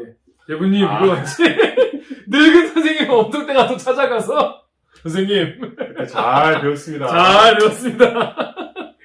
이게 더 장르 영화적으로는 좀 더 그럴싸한 느낌이네요. 그럼 어차피 우연이라면은 그 수갑 차고 가는 것보다는 저 오히려 약간 그런 엔딩을 좀 그러니까 다 까먹었거든. 엄석대 어떻게 그러니까 다시 제가 이 책을 집 서재 뭐야 그 책꽂이에서 막 한참 찾았어요 이 책을. 지금 누렇잖아요 책이. 근데 찾아가지고 엄석대 어떻게 되는지 기억이 안 나는 거야. 하도 오래돼가지고. 엄석대가 어떻게 되는 게 되게 모호하고 잘 기억이 안 나게 나고. 네, 그래서 다시 읽었는데 읽다가 뒤에 보면 이제 원래 엄석대는 되게 막 그런 뭐 영웅이어야 했다 막 그래서 뭐 들려오는 소문이 막 마음에 안 들고 막 그런 얘기가 나와요. 그러다가 이제 난 좀 약간 잘 돼서 오히려 뒷골목에서 오히려 되게 잘된 글이 약간 반전도 있고 이런 거지. 그리고 원래 애들 그때의 서열이 막 뭔가 이어지는 그런 게 약간 장르적으로 재밌잖아요. 그래서 그런 걸 기대했는데 그 잡범으로 그냥 잡혀버리는 걸 보고 좀 약간 평범하다라고 생각을 했고 약간 너무 우연이냐 싶었는데 우연일 거면 이렇게 재밌던가. 그리고 영화 결말은 또 달라요. 아 영화 결말 따로 있어. 영화에서는 이제 원래 그 신구 선생님, 원래 음. 담임 선생님의 장례식 날 어른이 된 한병태가 이제 부고를 듣고 가. 아 그건 오히려 개연성이 있네. 그래서 이제 만날 수 있지. 친구들이 이제 오랜만에 만나고 음. 막 나 누구야, 막 이러고 누구는 택시 기사가 하고 있고 뭐 이렇게 하다가 이제 엄석대는 끝내 등장하지 않고 전원으로. 최민식이 이제 노인이 돼서 나오는데 정치를 하시는 국회의원 출마하셔서 국회에 대신 아 최민식. 그래서 어. 거물 정치인으로 그 빈소에 등장해서 뭐 애들하고 이렇게 악수하고 옛날의 제자들이죠. 그런 결말이에요. 약간 좀 뭐랄까 최민식 캐릭터를 자꾸 최민식이라고 해서 그런데 새 담임 선생님은 좀 어떻게 보면 조롱할 수 있는 그런 시선인 게 좀 느껴졌어요. 그렇네. 그래서 그 감독과 박정원 감독이 그 당시에 이 영화가 꽤 괜찮거든요. 근데 그 뒤로 알겠네. 영화를 안 만들었어. 하여튼 본인하고 상의를 했는데 감독의 권한이라서 그냥 그렇게 해라 그랬대. 뭐 하여튼 그런 얘기까지 하시더라고. 여러분 이 결말 얘기나 들어보셨습니까? 저는 그냥 장르 영화 느낌으로다가 그런 느낌이 또 아까 저도 새로운 결말이 그게 더 좋은 것 같은데. 그렇습니다. 아무튼 여러분은 어떤 결말이 제일 좋으신가요? 저는 근데 그러니까 들어보면 그 최민식 국회의원 된 결말도 생각할 거리가 있고 뭔가 입체적인데 원래 소설 결말이 제일 별로야. 제일 별로야. 하지만 이상문학상 받았다는 거. 어찌 감히 저 같은 소설 문외한이 뭐 평가하는 건 별 의미 없겠죠. 그런데 아무튼 여러분 제 생각은 그렇다는 거. 자, 근데 이 우리들이 읽어준 영웅 이게 되게 평가가 해외에서도 되게 좋고 번역이 많이 됐다고 맞아요. 하는데 이게 뭐 해외에서도 인기가 많았던 이유는 뭐? 이문열 선생 작품 중에 두 번째로 번역이 많이 된 책이래요. 제일 많이 된 건 뭐예요? 시인의 뭐라는 소설인데 시인이 들어간 소설. 우리 몰라? 제목 총장과 시인? 아니 제목이 시인인가 그래요. 찾아보세요. 알겠습니다. 그 유럽권하고 미국하고 또 싱가포르 같은 동남아 국가에서도 번역이 됐고 이제 미국이나 영국, 프랑스에서는 이제 독자와의 그 대담 시간도 몇 번 있었대요. 그리고 미국 학교에 가서 강의도 하시고 이 소설 때문에 그러니까 굉장히 설정 자체가 보편적이잖아. 학교에서 일어나는 일이고 전학생이 와서 좀 고통을 겪다가 뭐 극복을 하는 내용이기 때문에 어느 문화권에서도 굉장히 쉽게 읽었고 그다음에 비슷한 고전들이 좀 있대요. 각 문화권마다 자기도 그거를 나중에 느끼고 왜냐하면 작가들이 뭐 학창 시절에 싸움을 잘했겠습니까? 쳐 맞고 다녔겠죠. 대부분의 작가들은. 그 얘기 작가가 꼭 하던데 실제 경험담이냐는 질문을 엄청 많이 받았대요. 그렇겠죠. 전혀 아니래. 우리 학교는 공부 잘하는 서울의 학교였고 명문학교 서울이 아니고 저 대구였지. 명문학교였고 학생분 나오셨나? 그다음에 선생님도 되게 이렇게 좋으셨고 우리 반에 지금 무슨 장관아 누구도 있었고 갑자기 되게 평탄한 생활을 했다. 전혀 이거는 상상한 얘기다. 상상이다 라고 얘기했는데 어쨌든 그런 비슷한 문화 소설이 어느 문화권에도 있기 때문에 그렇죠. 작가들은 일단 그런 경험이 많이 있어요. 뭐 본인이 든 얘는 파리대왕이었는데 영국에 가서 질문을 받았대. 파리대왕하고 좀 비슷한 것 같다. 어떤 할머니가 그런 질문을 하셨대. 영국 할머니가. 그래서 자기가 그때 그렇구나 라고 알았대요. 근데 저도 파리대왕 읽어봤지만 전혀 달라요 내용이. 파리대왕은 교실에서 일어나는 일이 아니야. 무인도에서 일어나는 일이잖아요. 아예 다르지 뭐. 아이들이 주인공이고 거의 독재자 같은 캐릭터가 있다는 그러니까 게 비슷한데 여기는 되게 그 시스템적인 뭐랄까 장치가 많잖아. 그런. 그러니까 미묘하게 다 달라요. 이렇게 다르지. 아까 이제 황석영 얘기도 하죠. 네, 그래서 이제 아까 말씀하신 대로 댓글에 나왔지만 황석영 작가의 아우를 위하여를 표절했다 이런 얘기도 있는데, 근데 제가 이 소설을 안 봤어요. 황석영 작가는 오래된 정원 그거밖에 못 봤어. 황석영 작가가 또 일본 작가를 또 표절했다는 의혹도 있어요. 카시와바라 효조의 먼 길이라는 소설을 표절했다. 이거는 이제 대체로 이건 제 생각이 아니라 문인들 사이에서 약간 일종의 합의 같은 모여서 합의한 건 아니지만 대체로 암묵적으로 공유하고 있는 결론은 표절이 아니라는 거예요. 뭐가? 이문열이 표절한 거는 이건 좀 표절이 그렇게 아니야. 무리가 있다는 거예요. 왜냐하면 황석영 아우를 위하여랑 이거랑도 별로 연관성이 없어요. 그 청소년들이 주인공이라는 거 외에는. 그리고 황석영과 이문열이 한때 되게 친했어요. 그 미국에서 서로 만난 일화도 있어. 황석영 선생이 그 방북해갖고 망명 생활했잖아요. 미국에서 망명 생활할 때 이문열 선생이 불쑥 뉴욕에서 연락을 했대요. 황석영 전화를 했대. 그래서 이제 다음날 만나기로 했는데 둘이 약간 너무 색깔이 다르잖아. 지향점도 다르고. 그래서 황석영 선생이 놀랬지만 반가워서 다음날 만나기로 했으니까 자기가 어쨌든 내가 선배니까 뉴욕에서 술은 내가 돈은 그래야지. 이문열이 훨씬 잘 벌지만 그렇지. 그래서 1,000불인가를 어디서 껐대. 어우. 그래서 이제 가갖고 술을 샀는데 거하게 샀는데 많이들 모르시는데 이문열 아버님이 월북을 하셨어요. 그러니까 이문열 아버님이 이공계 교수님이셨는데 납북이 아니고 월북. 예. 그래서 이제 북한에서 생사를 모르는 채로. 그래서 이제 이문열 선생이랑 막 다음날 뉴욕에서 술 마시면서 뭐 논쟁도 좀 하고 하다가 부탁을 하더래. 그 아버님이 북한에서 어떻게 지내는지 좀 알고 싶다. 황석영 선생이 이제 방북도 하고 북한 쪽에 좀 인맥이 있으니까 그거 좀 알아봐 줄 수 있냐. 그래서 아버님 성함하고 뭐 이렇게 좀 인적사항을 적어달라. 그래서 자기가 유엔 주재 북한 대사관에 연락을 해서 부탁을 했대요.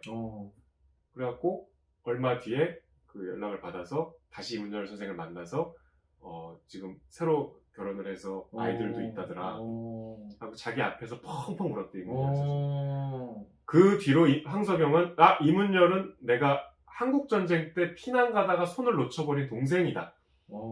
라고 생각을 하기로 했대. 그러니까 이문열이 얼마나 꼴 보수 행태를 하던 간에 나는 이 사람을 인간적으로 동생으로서 이해하기로 했다. 그리고 실제로 황석영 선생이 이제 다시 귀국해서 옥살이를 하거든. 거기 황석영 구명운동에 이문열 서명하고 막 처음으로 나와서 이렇게 뭐 발언도 하시고 했대요. 그런 우정이 있었는데. 그 각별한 사이구나. 좀. 그런데 지금은 좀 별로 다시 좀 멀어졌대. 아니 뭐 이문열 선생이 뭐라니까. 그렇게 그런 일화까지 있기 때문에 황석영 스스로 만약에 이 표절이면 자기가 얘기했겠죠. 그렇죠. 그 얘기하려고 얘기한 거구나. 그렇죠. 그건 작가들도 서로 인정하지 않는 얘기예요. 오히려 근데 그렇게 친해서 그렇게 못하는 거 아닐까요? 그러니까 평론가들이 보기에도 평론가들은 문학평론가 박경환 씨는 이제 2004년에 이문열의 우리들의 일그러진 영웅을 고발한다는 책까지 냈다고 합니다. 저는 보진 않았지만은 그만큼 뭔가 이거에 대해서 문제 제기를 많이 하셨나 봐요. 많은 분들이. 이게 2004년이면 이문열 선생이 제일 정치적으로 공격을 많이 받았을 때이기 때문에 조금 그렇게 볼 수 있는 작품이긴 하지만 무리하게 공격을 이제 이어서 한 것 같아요. 제가 보기엔 그래요. 정영 기자는 그렇게 본다고 하면 저는 안 봐서 모르겠어요. 자, 그런데 여러분 이제 많은 분들이 지난화 보시면서 최초 공개에서도 이문열 나오면 나 안 본다 이런 분들이 많았어요. 이문열 작가가 실제 나오시는 것도 아닌데. 근데 자, 저는 사실 이문열 작가님 원래 옛날에는 아빠가 나 보기 싫은데 삼국지를 자꾸 보라는 거예요. 나는 이미 삼국지 다 읽었지 그 전에 어린이 삼국지로 다 봤지. 그런데 이문열 삼국지 자꾸 보라는 거예요. 나 너무 좀 힘들었어. 그래서 뭐 아랫집 누구는 뭐 이문열 삼국지를 뭐 3번을 봤다더라. 넌 왜 이걸 못 읽냐 막 그랬었어. 다 봤어요. 나왔을 때. 그때 우리 엄청 많이 봤잖아. 이문열 삼국지는 봤죠. 몇 살 때? 중학생 때. 너무 등장물 많아서. 무협지잖아 거의. 전 지금도 이렇게 삼국지 잘 이제 다 보긴 억지로 봤는데 전 뭐 그냥 뭐 등장인물도 뭐 많이 모르고. 저는 삼국지가 그렇게 대단치 않은 소설이라고 생각해요. 그래요? 무협지지 뭐. 아무튼 근데 대단한 소리죠. 왜냐면 삼국무쌍도 만들고 삼국지 4 여러분. 이문열 선생이 또 삼국지 무슨 게임 모델도 하시대? 네, 게임 광고 모델 해가지고 이러고 전략이 어쩌고. 아무튼 잘 되길 바랍니다. 아무튼 그런데 그만큼 이제 이문열 작가에 대해서 예전에는 뭐 필독 무조건 봐야 된다 뭐 봐야 된다고 이렇게 얘기했었는데 이제 정치 발언을 자꾸 하시는데 약간 너무 이제 보수 쪽 발언을 너무 격하게 세게 하시니까 많은 분들이 그냥 싫어하세요. 그냥 싫어하시는데 직접 만나서 그런 얘기도 했을 거 아니에요. 그런 면은 좀 어땠습니까? 나도 뭐 아니 이제 직접적으로는 싫어할 수밖에 없는 그 칼럼이 있었잖아요. 우리 촛불 때 촛불 시위를 굉장히 폄하하는 칼럼을 촛불 시위를 이 반 애들이 엄석됩니다 한 거로 보시는 거지 뭐. 그렇게 논란의 주인 스스로 논란을 불러오시기도 하셨는데 저는 이제 예전에 개인적으로 이문열 선생을 몇 번 이렇게 뭐 멀찌감쳐서 보거나 아니면 아버님하고 대화할 때 옆에 이렇게 이제 배석해서 그냥 들을 때 일단 다른 걸 다 떠나서 되게 친절하고 인자해요. 개인적으로는 그럴 수 있죠. 굉장히 친절하시고 웃음이 되게 제 인터뷰에 나오지만 웃을 때 되게 웃음이 소탈해. 웃음이 굉장히 약간 좀 매력적이야. 내가 아무리 미운 감정을 갖고 있어도 이게 좀 풀릴 정도로. 하지만 이제 뭐 깊은 얘기를 이번에 인터뷰할 때 처음 해봤는데 일단 제가 처음 들어가서 아무리 이제 아버님 통해서 인사도 했지만 이제 내가 왜 왔고 KBS다. 이렇게 한 얘기를 이제 자세히 해야 되잖아요. 물론 전화를 이제 미리 하고 섭외를 했겠지만 근데 자기는 이제 일단 앉아서 너무 이해가 안 되는데 왜 공영방송에서 나를 그것도 문학으로 문학 아이템으로 찾아왔을까? 나는 이미 이 진보 정권에서 유배 생활을 하나 다름없게 살고 있는데 그러니까 자기를 찾는 언론은 정치적인 발언 인터뷰를 하려고 나 찾는데요. 그러니까 보수적인 발언이 필요한. 그리고 뭐 2019년인가요? 뭐 황교안이랑 막 이렇게 막 비공개 만남도 하고 막 그랬잖아. 정치활동을 실제로 하셨어요. 2005년에는 그 당시에 한나라당 지금 국민의힘의 전신인데 거의 공천심사위원님이셨고 그래서 그때 기사를 찾아보면은 소설가가 공천심사위원을 하니까 막 브리핑 같은 거 하잖아. 근데 뭐 굉장히 막 문학적인 한나라당은 지금 뭐 떠오르지 않는 잠수함. 떠오르지 않는 잠수함 뭔데? 이게 큰데 지금 가라앉아 있다. 아니 잠수함에 떨어지지 않으면 뭔 소용이야? 그러니까 뭔 소용이냐 이거. 거기 산다 거기 이대로 놔두면 다 죽고 다 죽어. 이건 흉물스럽게 된다. 역사에. 근데 듣기만 해도 좋은 비유다. 왜 뉴스가 갑자기 막 소설 같은. 그런 실제로 현실 정치에 참여를 하셨기 때문에 뭐 그런 약간 뭐랄까 피해의식들이 있으시더라고. 근데 그게 제가 생각했던 것보다 더 심해. 어떻게 왜 KBS에서 그러니까 진보 정권의 하수인인 KBS가 뭐 이렇게 나를 왜 인터뷰하죠? 그것도 소설 갖고서 자기는 좀 지금도 이해가 안 된대. 너무 니네 회사에서 이상한 찍힌 거 아니냐? 너? 나를 인터뷰해도 되냐? 너 무사하냐? 그 정도로? 네, 굉장히 그런 피해의식 같은 게 있어요. 그 정도로 생각하시는구나. 그리고 이제 이문열 하면 빼놓을 수 없는 것이 이게 벌써 2001년인데 그 이천의 부안문헌 바로 앞에서 이문열의 책들을 태우는 화형식을 했어요. 그 당시 2000년대 본인 집 앞에서. 네, 이문열 선생이 이제 그것도 웃겨. 민경욱이 진행하는 라디오에 출연하셔갖고 누구 선배 또 나왔다. 정말 우리는 벗어날 수가 없나? 그분으로부터. 그 당시에 이제 김대중 대통령 때였는데 시민운동이 막 활발했어요. 낙선운동 막 하고. 낙천 총선 시민연대. 시민사회 박원순 고 박원순 전 서울시장이 그때 이제 시민단체 아주 주역이었죠. 그래서 그 시민운동을 홍위병이라고 표현을 했어요. 맞아. 홍위병 발언. 민경욱 라디오에서. 민경욱 선배가 잘못했네. 그러니까 그 홍위병 발언들의 을 규탄하는 시민단체들이 이천까지 가서 상여를 만들어 가서 책 장례식을 했어. 이문열 작가로서 넌 끝났다. 너는 지식인으로서 이제 끝이다. 하고 책들을 또 그 앞에서 태웠어. 근데 이제 저는 그게 그런 퍼포먼스 할 수 있잖아요. 네, 그쵸. 그게 이문열 선생은 60년대는 김승옥의 시대라 그러고 70년대는 황석영의 시대라 그러고 80년대는 이문열의 시대라 그래요. 이문열 선생이 인터뷰 앞서 그 얘기하더라고. 79년 자기가 5월에 등단했는데 그때 세간에 그런 농담이 있었대. 갑자기 등장해서 유명해진 세 사람이 있다. 하나가 이주일이다. 하나가 이문열이다. 그리고 전두환. 그 정도로 스타였어요. 대중에 머리 수준 제일 많으시네요. 그렇죠. 지금도 풍성하지. 풍성충이지. 부럽다, 부러워. 79년부터 그랬으니까 대스타잖아. 일개 시민단체가 와서 책 몇 권 불태운다 한들 이게 무슨 상처가 됐을까? 지금까지 진짜 이 트라우마가 심해. 자기는 그때는 코웃음 쳤대. 근데 돌이켜보니까 나는 그때 장례를 당한 거나 이게 맞더라.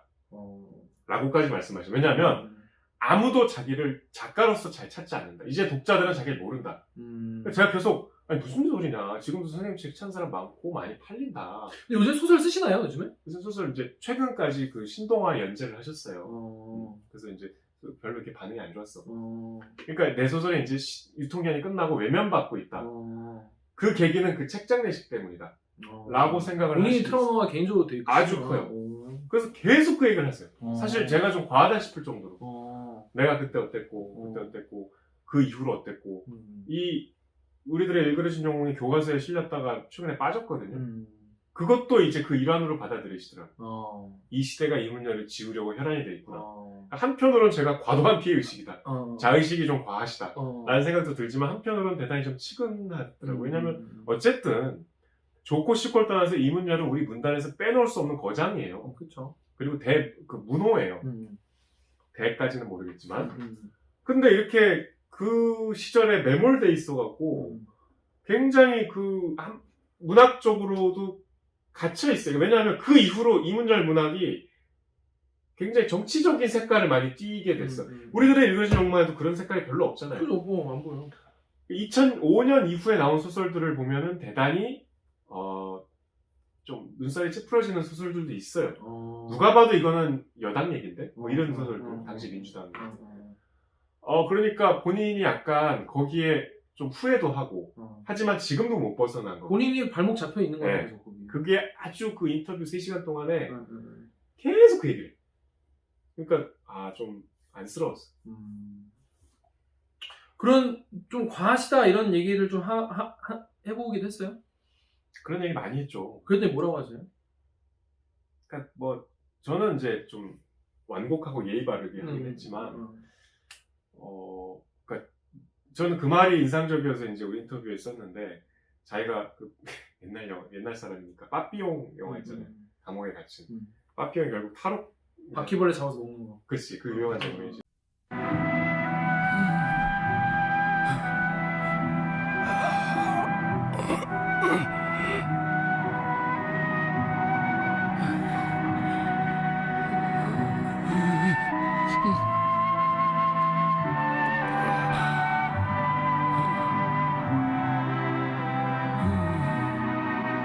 로치큐 빠른 바퀴약 로치큐 역시 빠르지.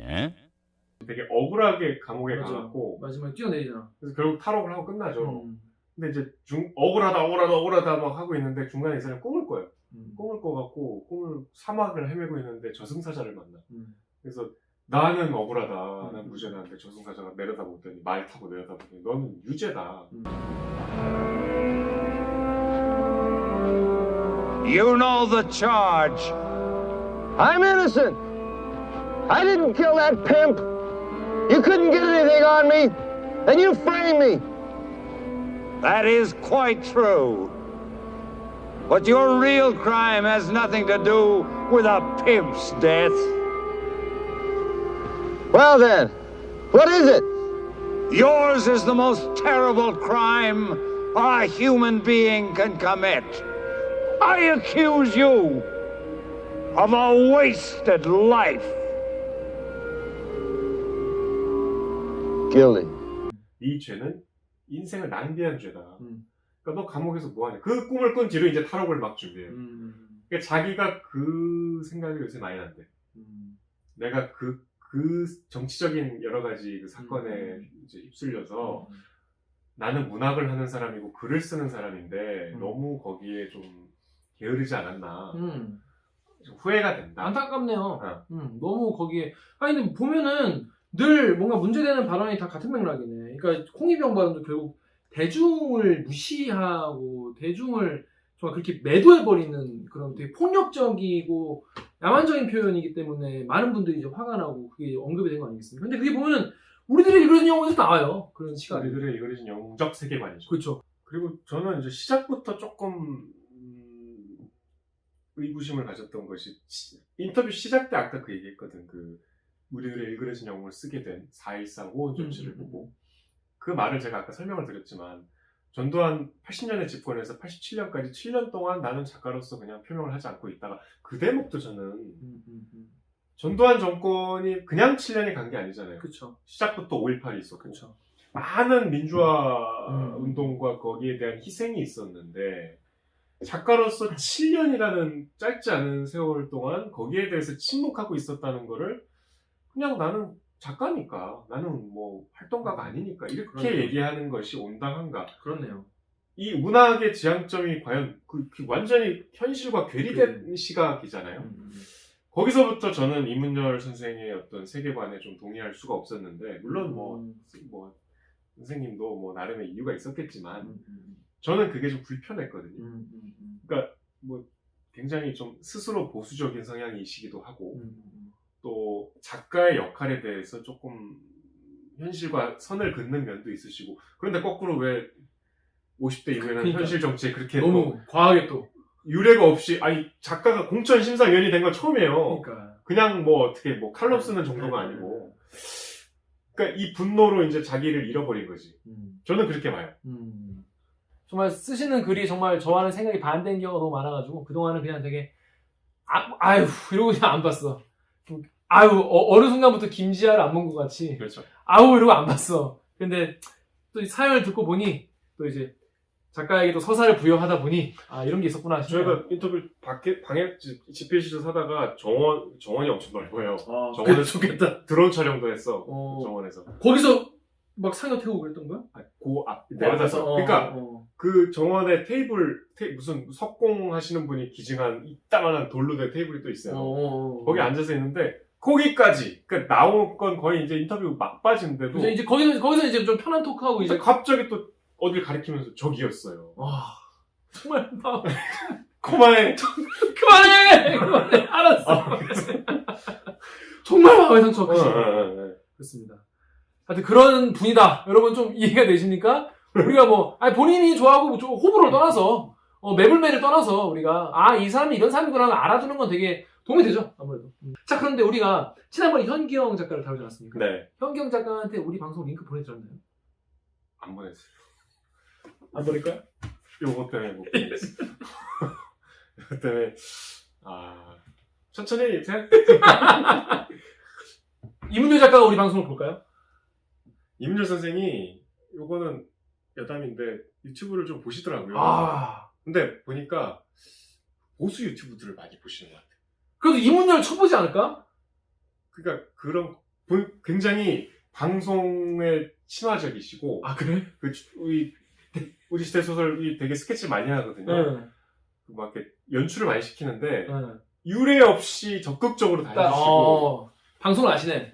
막책 보는 장면 하면은 어디서 꺼내갖고 안경 딱 쓰고 하면서 간지나게 딱 해주는. 이문열 작가가 우리 방송을 보면 뭐라고 생각하실까요?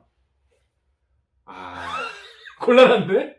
아니야 그 정도는 뭐 이 정도는? 저는 계속 이문열 선생이 본다고 생각하고 말씀. 그 정도 선 우리가 이제 그 선을 맞춰서 얘기한 거니까. 괜찮겠어요?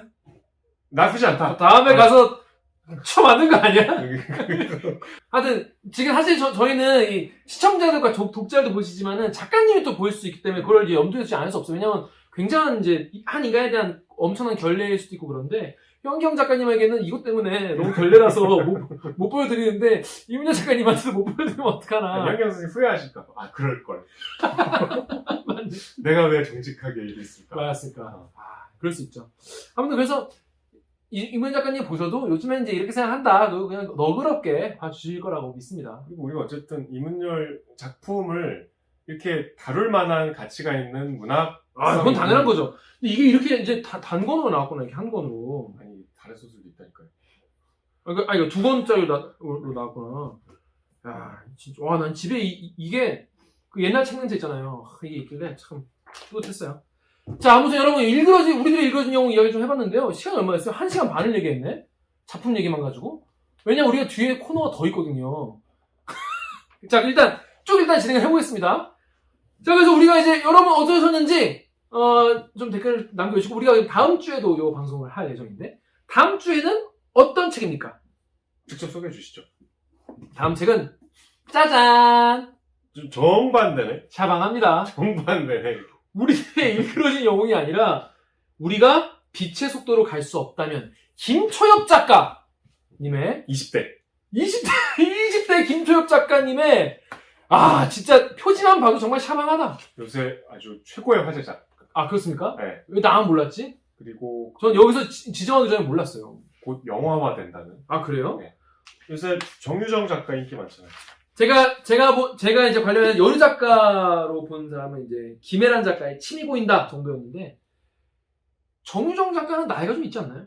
이렇게 젊으신 분. 정유정 작가는 이제 7년의 밤. 7년의 밤 보고 진짜 개 무서워서, 영화는 개망한. 영화는 망했죠. 근데 침이 보인다, 7년의 밤은 보면서, 취재를 진짜 개빡세게 했구나, 그런 생각이 제일 많이 들었어요. 일단 너무 재밌죠. 재미지만은 정말 그 디테일이, 미친 디테일. 막 내가 그 저수지 속에 들어가 있는 그런 느낌?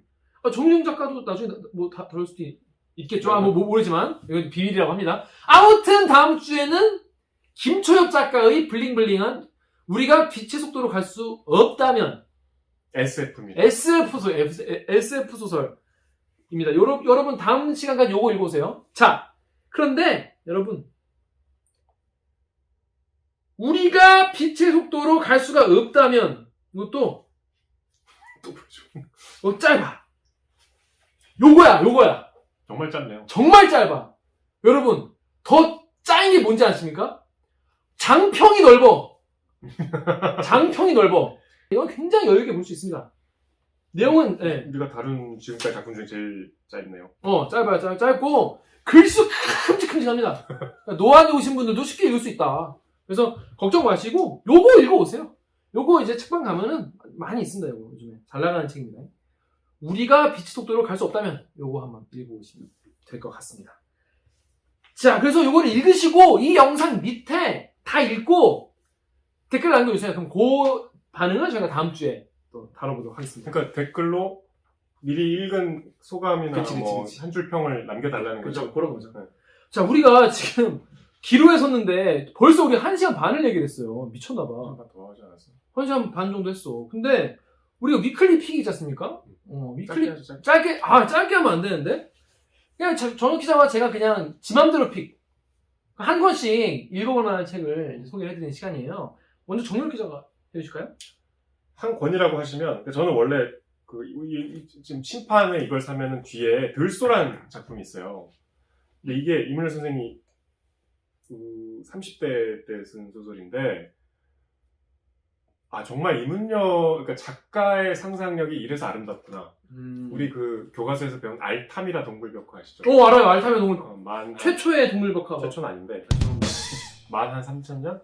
그때 그 동굴벽화가 어마어마하게 규모가 크고 되게 디테일하게 소를 아름답게 잘 그렸어요. 그래서 피카소가 그걸 직접 보고 우리 인류의 미술은 여기서 한 발짝도 못 나갔다 라고 할 정도로 그 알탐이라 동굴벽화를 네네. 아니, 갑자기 얘기하세요. 피카소가 그런 말을 했다는 얘기를 저는 이건 이제 작가님한테 직접 들었어요. 듣고서 그냥 피카소가 그랬단 말이야? 라고 100% 상상을 해서 원시인들이 이 그림을 그린 소설이에요. 그래요? 여기 보면은 늑대와 춤을처럼 막 이름이 무슨 파크라이 프리미어 비슷한 거네. 그래서 굉장히 100%가 상상인데 이 서사가 그러니까 작가는 이런 사람이구나. 그냥 상상만으로도 하나의 세계를 창조해서 이 역사와 연결시키는구나. 물론 다 허구지만 되게 재밌고. 그러니까 원시인의 소설인 거예요? 원신들 얘기예요. 원신들 얘기예요? 그런 것도 있어요? 원신들 얘기예요. 재밌어요? 재밌어요. 너무 재밌어요. 오히려 이문열에 대한 편견을 완전히 깨버릴 수 있는 그냥 순수한 문학으로서 그리고 되게 초기작이라 문장이 발랄하고 역동적이에요. 그럼 이 책을 딱 사면 되겠네. 그렇죠. 이 책 Our Twisted Hero. 그리고 혹시 이제 이문열 유니버스에 조금 접근하고 싶다 하면은 역시 저는 이문열의 책 한 권 뽑으라면 이거거든요. 사람의 아들. 이문열의 출세작. 이게 참 The Son of Man. 이게 이문열 선생이 25에 이제 결혼을 한 뒤에 군대를 갔대요. 근데 이제 그때 군대를 훈련소 가는 날 우체국에 가서 이제 그때는 소설을 한 편도 세상에 발표하지 않았을 때인데 우체국에 가서 원고 뭉치를 어디 그 문예지의 그 신인 문학상 공모 거기 보냈대. 군대 가기 전에? 근데 군대 가는 날 가는 날? 보내고 이제 첫 휴가 나올 때 바로 군복 입은 채로 서점에 가서 어. 그 문예지의 당첨작을 보려고 당선작을 봤는데 없더래. 응모작에도 없더래. 아예 접수조차 안 된 거야. 아 개무시당했구나. 하고 이제 상처를 받고 제대를 하고 이문열 선생님 제대하고 저 대구의 매일신문에 기자로 좀 일하셨거든요. 사회생활을 좀 하다가 신춘문예에 당선이 돼서 이제 등단이라는 걸 했어요. 근데 보통 신춘문예가 당선이 돼도 막 청탁이 잘 안 와. 신춘문예 뭐 1년에 몇 개인데 매년 하는데 청탁이 어이씨 나 소설가 되고 싶은데 나 신춘문예 했는데 왜 동아일보 신춘문예인데 연락이 왜 안 오지 하고 있던 차에 어느 문예지 유력 그 개간지에서 단편 소설 하나 그 한 달 그러니까 시간 뭐 이거 저 보내주면 우리가 실어주겠다. 시간이 너무 촉박하더래. 그러던 차에 자기도 까먹고 있던 이 소설 보냈는데 쌩깐 이 소설을 원고 뭉치를 찾아서 아 이게 복사본이 있었군요. 있었나봐요. 해서 개작을 좀 해서 보냈는데 거기서 일방적으로 통보가 오기를 다음 회가 이제 신인문학상 그 공모가 있기 때문에 이번에 말고 우리가 다음에 실겠다. 그래서 그냥 또 까먹고 있었대. 그런데 어느 날 신문을 펼쳤더니 그 문학 그 오늘의 소설가상인가 하여튼 그 오늘의 작가상 수상 자기 얼굴이 막 대문짝하게 실리고 그다음에 이게 단행본으로 나오면서 거의 100만 부가 팔리면서 자기의 가장 자기를 잊게 해준 소설이다. 이문열은 여기서부터 시작됐다라고 본인이 얘기한 애착을 가진 소설인데 그런 걸 다 떠나서 되게 재밌어요. 그래요? 되게 재밌어요. 난 아예 몰라 무슨 내용인지. 뭐 그게 약간 신에 관한 이야기인데 살인 사건으로부터 시작해. 이 80년대 살인 사건으로부터 대한민국이 일어난 살인 사건의 액자 구성으로 옛날 이제 예수에 이제 대항하는 그 적그리스도와 뭐 이런 얘기들이 나오는데 재밌겠네요. 되게 재밌어요. 그래서 콘스탄틴 같은 건가? 약간 그런 냄새도 좀 나고. 그래서 이문열의 역시 이문열이 도대체 뭘 잘 쓰는 작가냐? 칼럼을 이따위로 쓰는데 라고 혹시 생각하는 분도 있을 수 있어요. 그러니까 오히려 지금 젊은 사람들은 이문열 하면 삼국지 모델, 그렇지, 삼국지. 게임 모델로 할 수 있어. 그런데 이거를 보면 아 작가로서는 이런 사람이었구나 라는 걸 알 수 있습니다. 재밌습니다. 그렇습니다. 자, 그러면 저희는 제 소설은 그럼 뭐 대리기 보신 분 다 아실 거예요. 이 학창 시절을 다룬 소설 너무 똑같아요. 성의가 없는 거 아닙니까? 아닙니다. 제가 그래서 어제 제가 급하게 벼락치기로 어제 밤에 다 읽었어요. 다시 한번 다 읽었거든요. 다시 읽어도 재밌어요? 다시 읽어도 진짜 재밌어. 왜냐면 이 소설은 우리들의 읽어준 영웅은 패백이에요. 패백이 주인공의 패백이야. 주인공이 마지막까지 패배하는 내용이고 외부에서 온 데우스 엑스 마키나 같은 그런 선생이 그냥 무력감을 던져주는 그런 책이에요. 이 책은 뭐냐? 발랄함과 유쾌함과 그 젊음의 에너지로 자기를 가축같이 만들려는 선생들에 대해서 싸워서 이기는, 자신의 방식만으로 이겨내는 그런 이야기예요. 그래서 저는 늘 저의 어떤 인생 바이블로 이 책을 늘 생각하고 저는 이제 이 책을 집에 늘 한 10권씩은 둬요. 그래서 주변에 나에 대해서 궁금해하는 사람이 있다면 이 책을 한 권씩 주는 그런 저 혼자만의 약간 그런 리추얼이 있어요. 근데 이 소설 같은 경우에는 뭐 되게 막 야한 표현이나 되게 중딩 때 이야기가 되는데 고딩 때의 그 폭발하는 리비도. 야해요? 야해요. 아니 야한 장면이 나오진 않는데 오직 여자의 관심을 끌고 싶어 하는 그 마음과 예술에 대한 허세와 그리고 시대의 정치적 그 빠른 흐름, 이거가 미친 듯이 엮여가지고, 결국 개판이 되는, 그런 이야기예요. 개판이 되는 이야기예요. 여기 보면은 정말 선생님에 대한 그 증오와 멸시가 여기 막 담겨 있는데, 제가 이제 중고등학교 때 이제 학교 선생님을 되게 싫어했거든요. 근데, 여기서 당돌하게도 선생님에게 이렇게 막 얘기하는 장면과, 정말 젊은 어떤 문법으로, 지금 봐도 재밌어.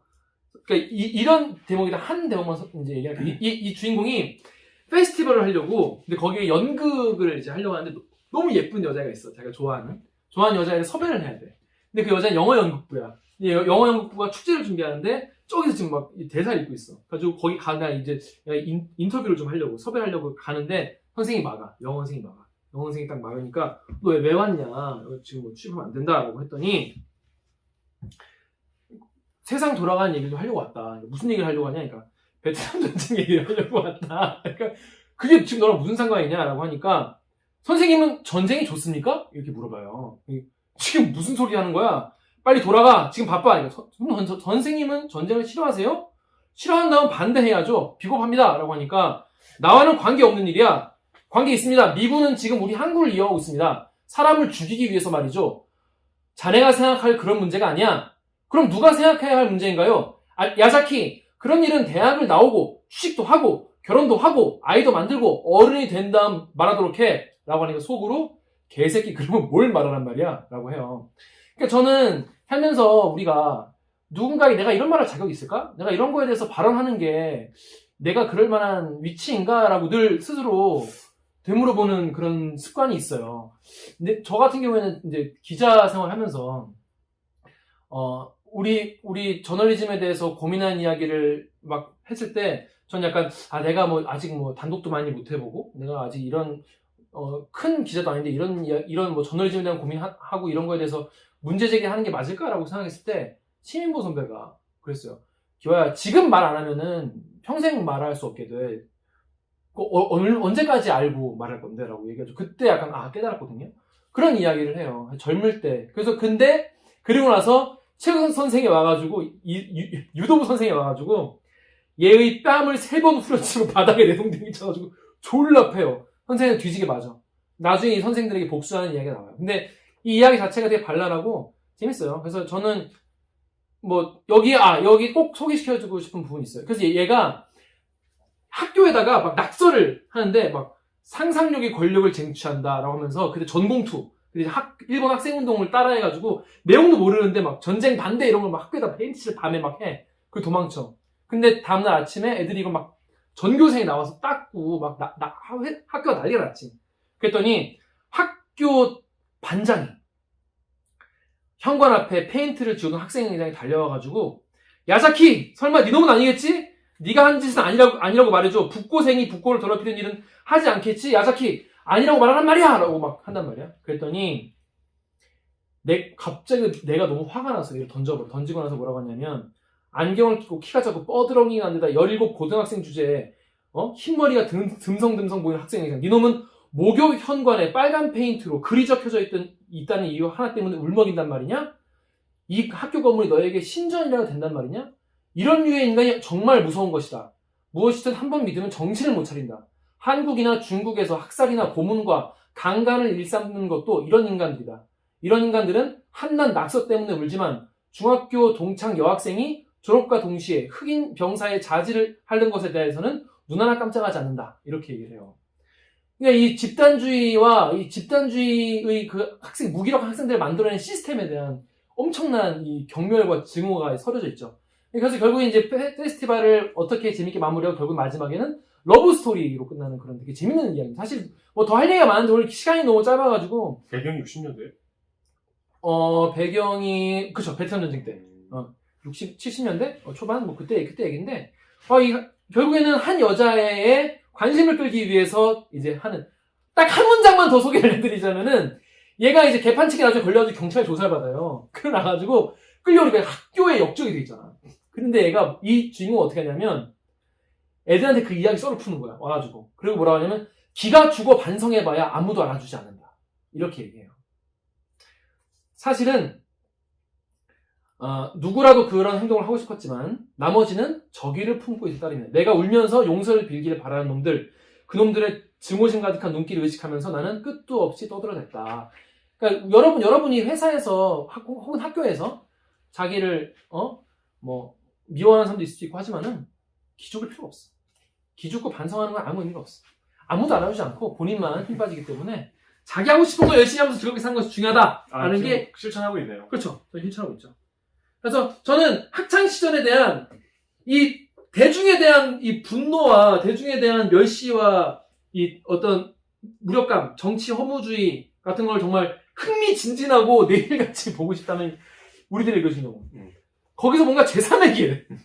그리고 뭔가 미친놈. 해피엔딩. 해피엔딩과 그러니까 딱히 해피엔딩은 아니지만은, 이 뭔가 유쾌하고 발랄한 반란, 이게 사실은 자전적 소설이에요. 자기 얘기야. 다 등장인물이 다 거의 실존 인물들이거든요. 작가의 이 무라카미류의 그 실존 이야기인데, 이걸 저희가 제 아버지한테 선물해 드렸어요. 아버지도 되게 재밌게 읽으셨는데, 또 그걸 보고 싶으시다면 요거 669을 추천을 드리겠습니다. 네. 혹시 읽어볼 생각이 있나요? 주세요. 네, 뭐 지인한테 주네, 나한테 안 줘.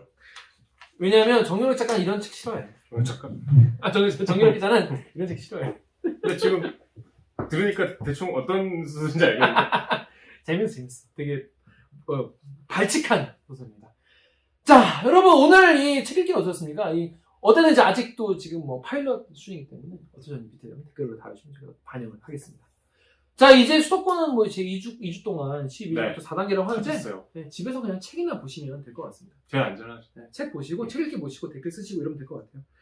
자, 그러면 오늘 방송 여기서 마무리하겠습니다. 어디, 마지막 소감 오늘 어땠는지. 오늘도 말을 했을 때는 재밌었는데, 방송을 보면 어떨지 너무 걱정이 돼서 지금. 저번 편이 그랬거든요. 재미없어도 봐주세요. 네. 작가님 어땠습니까? 재밌었어요. 지난주에도 잠깐 재밌어 했는데. 자, 그럼 저희 다음 주에도 뵙겠습니다. 안녕!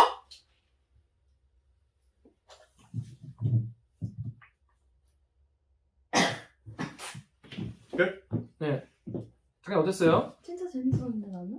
그래요? 1시간 40분. 안 듣고 있던데요? 아니 중간에 잠깐 저기 디라이브 때문에 잠깐 넋을 판 사이에 뭘 기술적으로 물어봐가지고. 진짜 재밌었어요? 확실히 줄거리 얘기는 알고 보면 재미가 좀 없긴 해. 그러니까 정원 선배 혼자 줄거리 얘기하는 게 너무 지루했어. 네. 1.5배속으로 얘기했어. 그 뒤에 쿠션 재밌었어. 와, 2시간을 했어.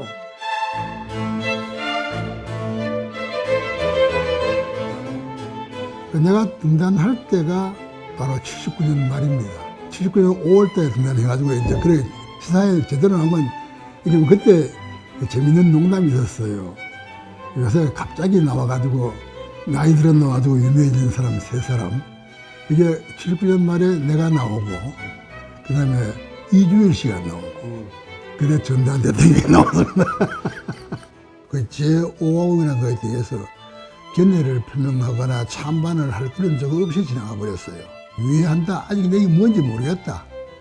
뭐 이런 식으로 유예를 하면서 이런 기분을 가졌어요. 홍원이라는 말은 내가 다시 하겠다는 말하고 관계를 맺을 수도 있다. 예. 그러면 나는 이 8년 동안에, 10년 동안에 한마디도 안 하고 이걸 지나갔는데, 이거 좀, 이건 좀 문제가 있다, 이제. 그런 기분이 들었어요. 우화적이 되는 데는 또 그 너무 그렇게 우화를 티를 내기도 그렇고, 그래서 이제 추억담 비슷하게 한번 그래요. 그러나 그거는 어느 것도 내가 경험하거나 직접 본 건 하나도 없고 전부 완전히 그 무대 전체가 우아합니다. 머릿속에서 지어내서 이런 경우에 이런 얘기를 쓰겠다라고 해서 만든 상황입니다. 어떤 사회에서 어떤 일이 벌어질 때 자기가 아무리 뭐 악하든 잘났든 혼자서는 안 됩니다. 그걸 바틀어주는 그 사회적 어떤 상황이나 구조가 있어야 되는 것인데 난 절대로 그 대중에 대해서 여러 가지 가지고 있는 그 신기루를 믿지 않습니다. 역사 속에서도 수없이 되풀이되어 왔는데 그런 일이 왜 반복되어야 합니까? 난 사실 그 민주에 대한 그 믿음 가는 거는 그걸 이용하는 사람들한테만 강한 겁니다. 맹자에 보면 그런 게 있습니다. 가르치지 않고 벌을 주면 그건 나쁜 사람이라고 그럽니다. 악 중에 가장 큰 악입니다. 가르치지 않고 저런 거. 그런데 그 얘들한테 아무도 좀 전제나 혹은 그런 국정에 대해서 나쁜 점을 가르친 사람도 없는 거, 자기도 한 적 없으면서 단지 국정했다는 거, 혹은 추수했다는 거, 이거 가지고 그렇게 모두게 때릴 권리가 없다고 생각합니다.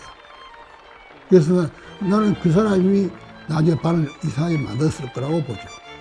나도 그거 고심을 많이 했는데, 3가지 가지고, 그냥 또 만났는데, 20년 후에 또 성공을 해가지고 이제 잘해주는 게 하나 있고, 이 작품성은 저 감옥 가는 게 있고, 그 다음에 이제 뭐 또 한 결말이 있는데, 중간적으로 이제, 이미 돈도 있고 장기점도 했는데, 실제로 성공한 것인지, 그냥 뒷골목 저걸로 그냥 한몫 잡은 것인지 모르는 그런 결말.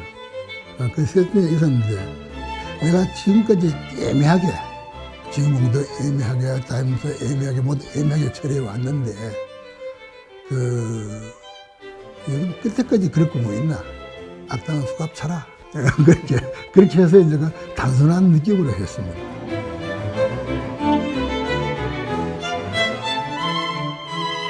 근데 그때는 사실은 전혀 상처가 안 됐어요. 그때만 해도 자신만만하고 또 남아있는 세월에 대한 어떤 믿음도 있고 그랬는데 지금에 와서 보니까 아, 그게 장례식 맞았다라는 기분도 들고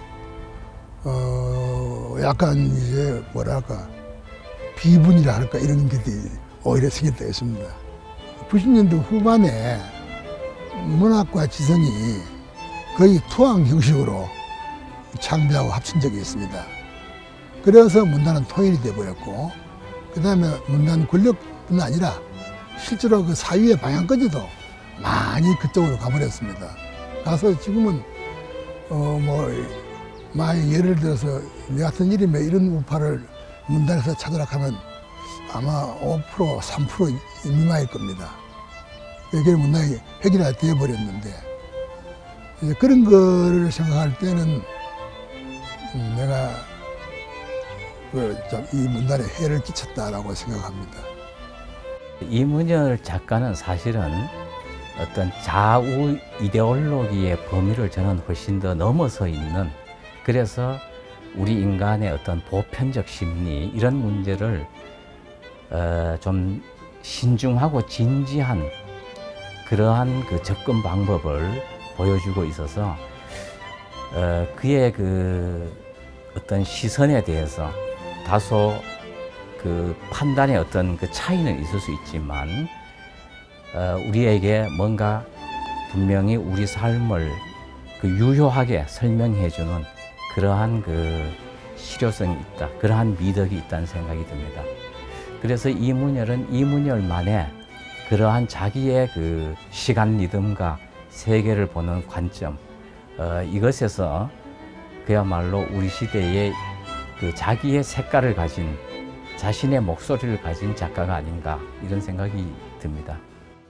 사람의 생애를 하니 되게 그렇잖아요. 지가 많이 한 일을 하고 난 거 하고 죽는 일, 나서 쓰고 죽었다 뭐 이런 걸로. 그래서 그냥 내 나름대로 최선을 다했기를 바라는데 가끔씩은 내가 좀 약하고 또 이게 내 자신도 비정상적인 데가 있어가지고 이제 와서 보니까 나한테도 참 낭비의 죄가 하나 추가될지 모르겠습니다.